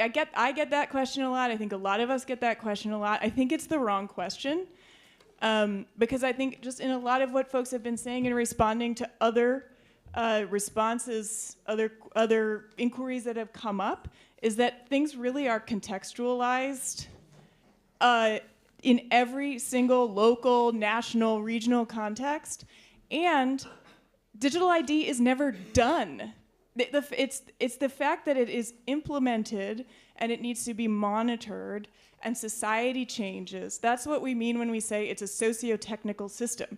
It's not done. So it's not done right. It needs frameworks so that we have constant feedback about people who are being excluded, about the way things are going wrong, because they're going to continue to go wrong. So I guess that's thinking about the structures that we put in place around it as human beings, that's how you can get more right. And they nod their heads again. Okay. Peter, you had something to say about litigation? Yeah, thanks. Yeah. I'm Peter from Access Now. We coordinate the Digital Rights Litigators Network. I know there's some fierce advocates in this room, some folks in the network, some folks who are not yet in the network, but we're going to meet on Thursday afternoon, 3:30. And I think digital ID is definitely going to be on the agenda. So there is an opportunity here for a private meeting on litigation.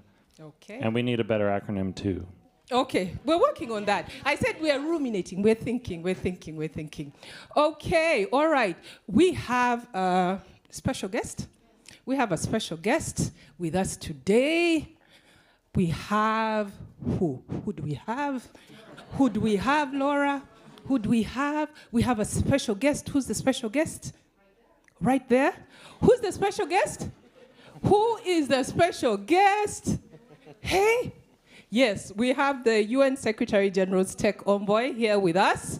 Can we welcome him? Welcome. You see, when you hang out with this community, you see the kind of people who come into your spaces, yeah? Okay, welcome, sir. I'd like to give you an opportunity to say something. Thank you very much. It's a great pleasure to join you. Such an important topic. The interface of, as Laura put it, socio-technical systems, but I might even add socio-legal technical systems. These interfaces are creating opportunities, but they're also creating potential problems, even existing problems. So we need to get them right. And we are very keen to bring together multi-stakeholder partners to build some safeguards, a framework of safeguards around digital public infrastructure at large. So not just digital ID, but also payment gateways, things that work at the data layer. There is, because of the G20 discussion, many other developments, great interest in DPIs today. More investments are going to come in. So we have to make sure that these investments don't result in digital public infrastructure, don't result in these socio-legal technical infrastructures that violate safety, security, human rights, sustainability considerations, and that lead to exclusion of marginalized groups. So for that, we've launched with UNDP an initiative on DPI safeguards last month, so at a very formative stage. And we would like to invite all of those who are part of this coalition to help us get to that safeguards framework and to help us maintain that, like an international standard that people in the civil society can use as a reference, but also those who are investing in DPIs, who are development cooperation partners on the ground, can use as design principles, can use it to inform their decisions, inform their investments. Tomorrow, and this is a plug, in C1 at 9:45, Moritz, isn't it? We will be doing an event with UNDP, jointly with UNDP, on this issue. It's the beginning of a conversation, so please help us get this right. And the insights from Kenya, Uganda, India, so if we can, the Caribbean, if we can, Jamaica in particular, we can get those together and put that into a framework that we maintain as a kind of living framework. So version 1 could be next year with the Summit of the Future, and we can maintain it after that. Thank you so much.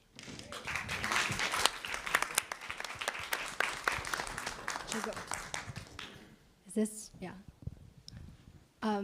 Thank you very much. My name's Caitlin Chaffee. I'm a member of the coalition. And I'd just like to say thank you very much to the Tech Envoy for joining us.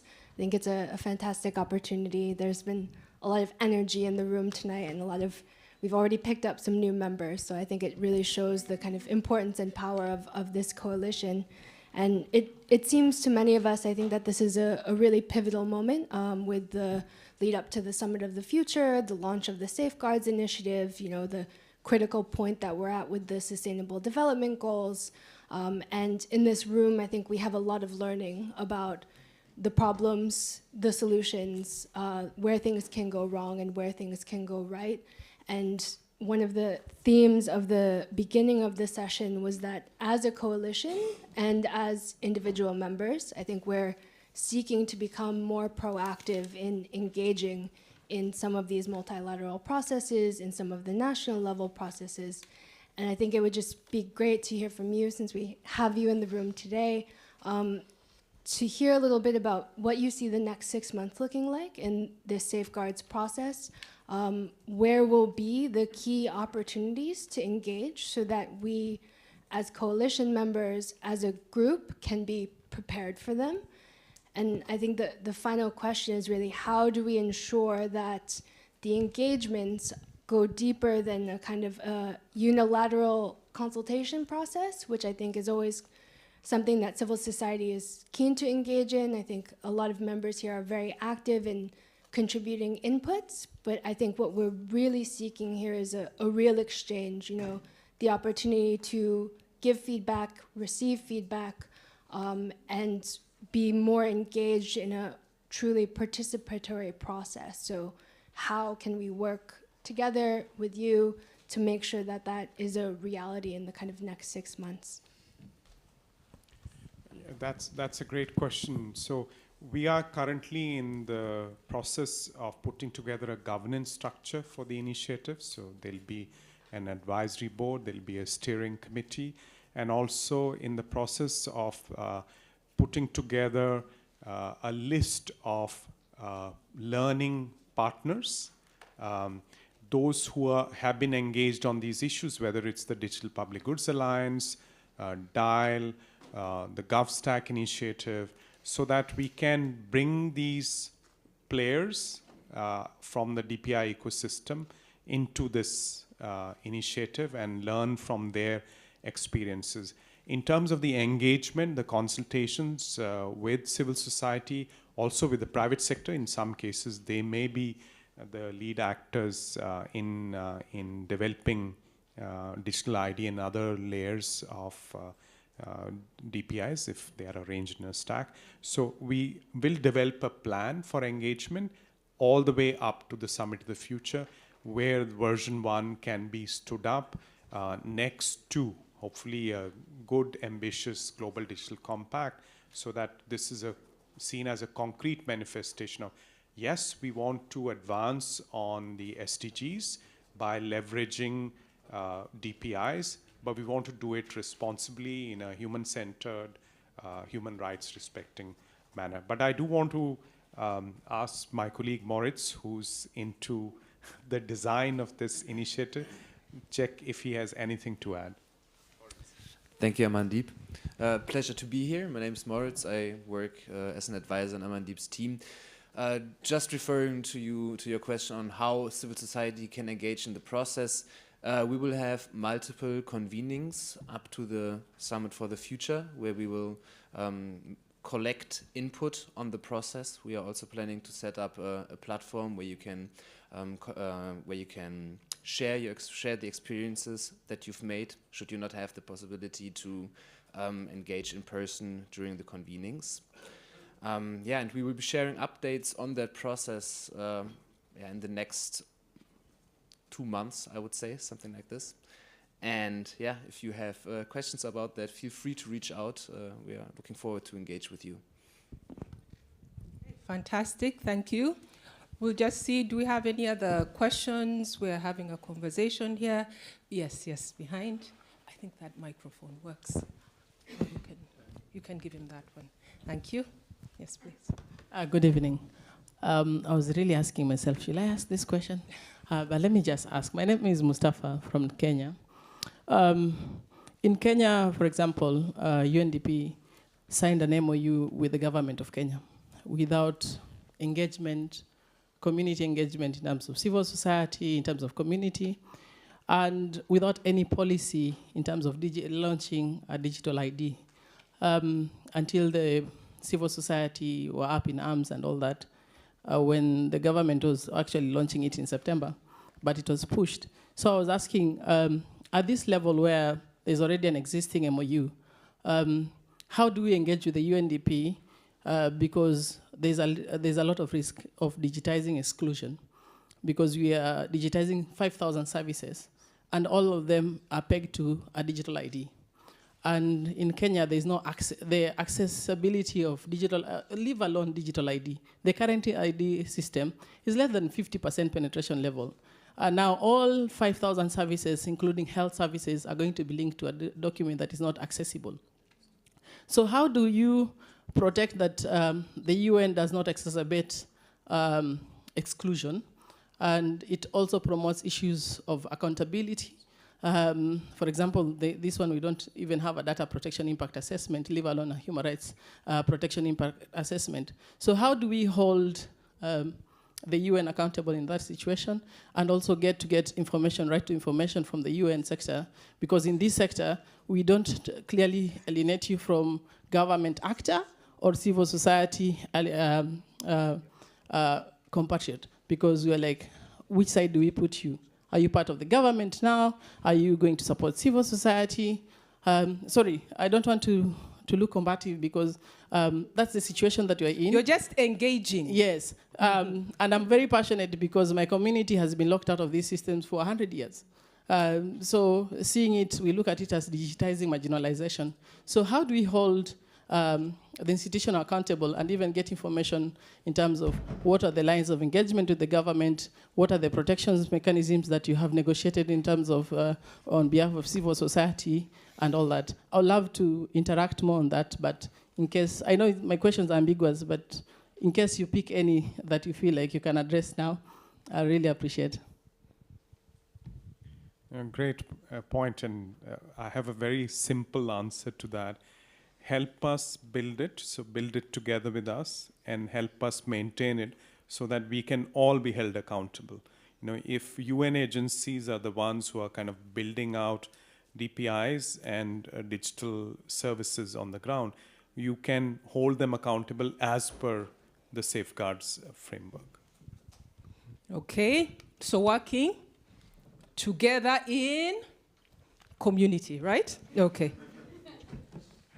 Just to add a bit to what the digital envoy of the Secretary General just said, the best thing a government can do is to develop their critical systems, their main systems, the central system that sustain main public services or all public services should be using open source technology, because open source technology helps us to not just to understand how things work, but also opens up the possibility for the technical communities from our same nations or other countries around the world to contribute and to see what we're building upon.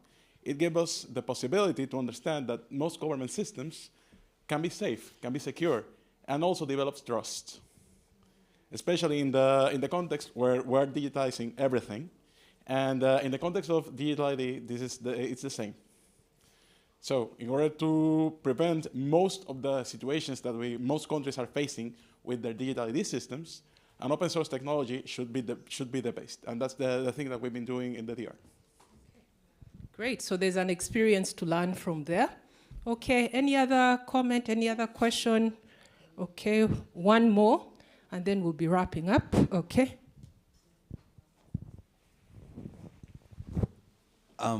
Just to respond on,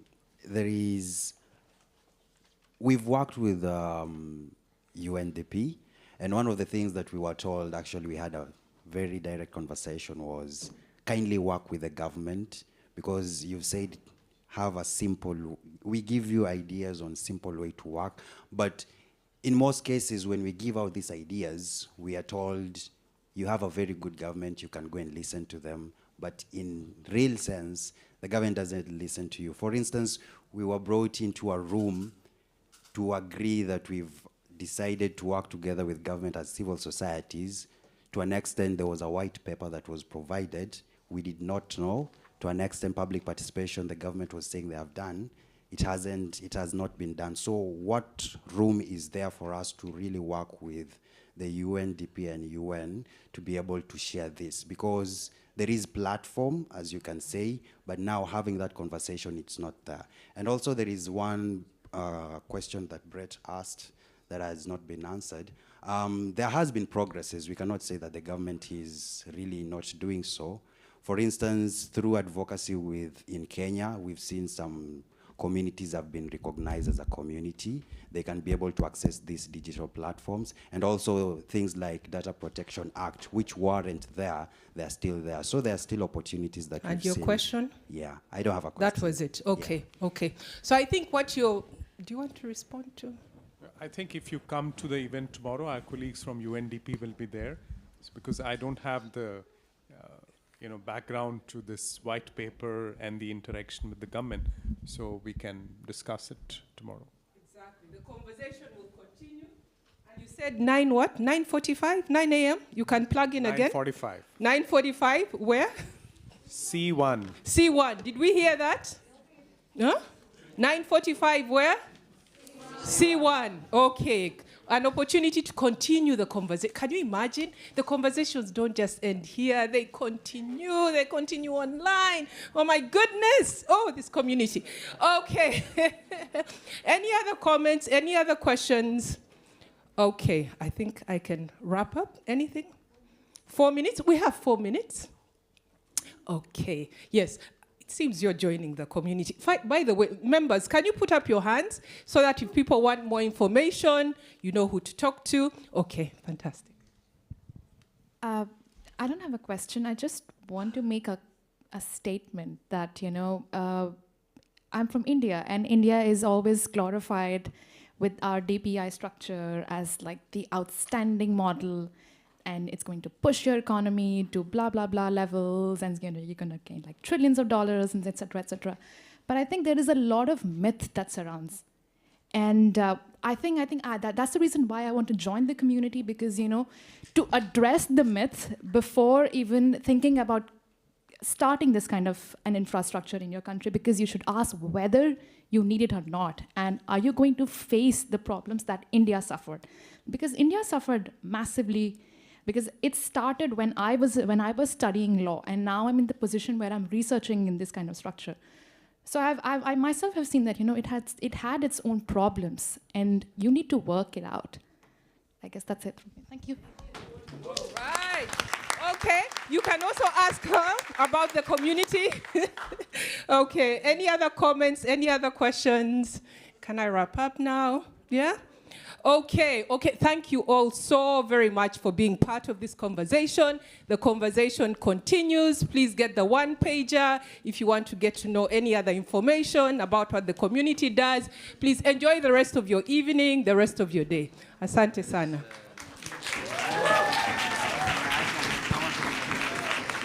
Yeah, and I mean, actually, we would be happy to have you. Yeah, me too. I'm really happy to join That's this lovely. collaboration. Yes. I don't know how.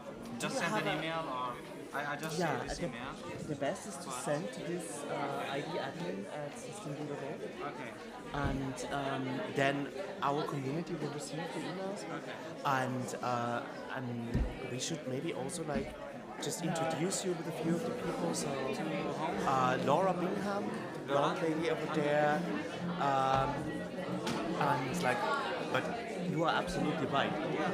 We have many members from Africa and No one even speaking Arabic. We have like. You could be right. Yes. I'm founder of Tech4Peace. Tech4Peace is disinformation, digitalized and digital security. So three things that we are working on. We are the biggest in the MENA region as a fact checker. We are trusted partner with Meta, TikTok, and also we are certified by IFC and International Fact Checking Network. That's perfect match. Yeah. So that. Yeah.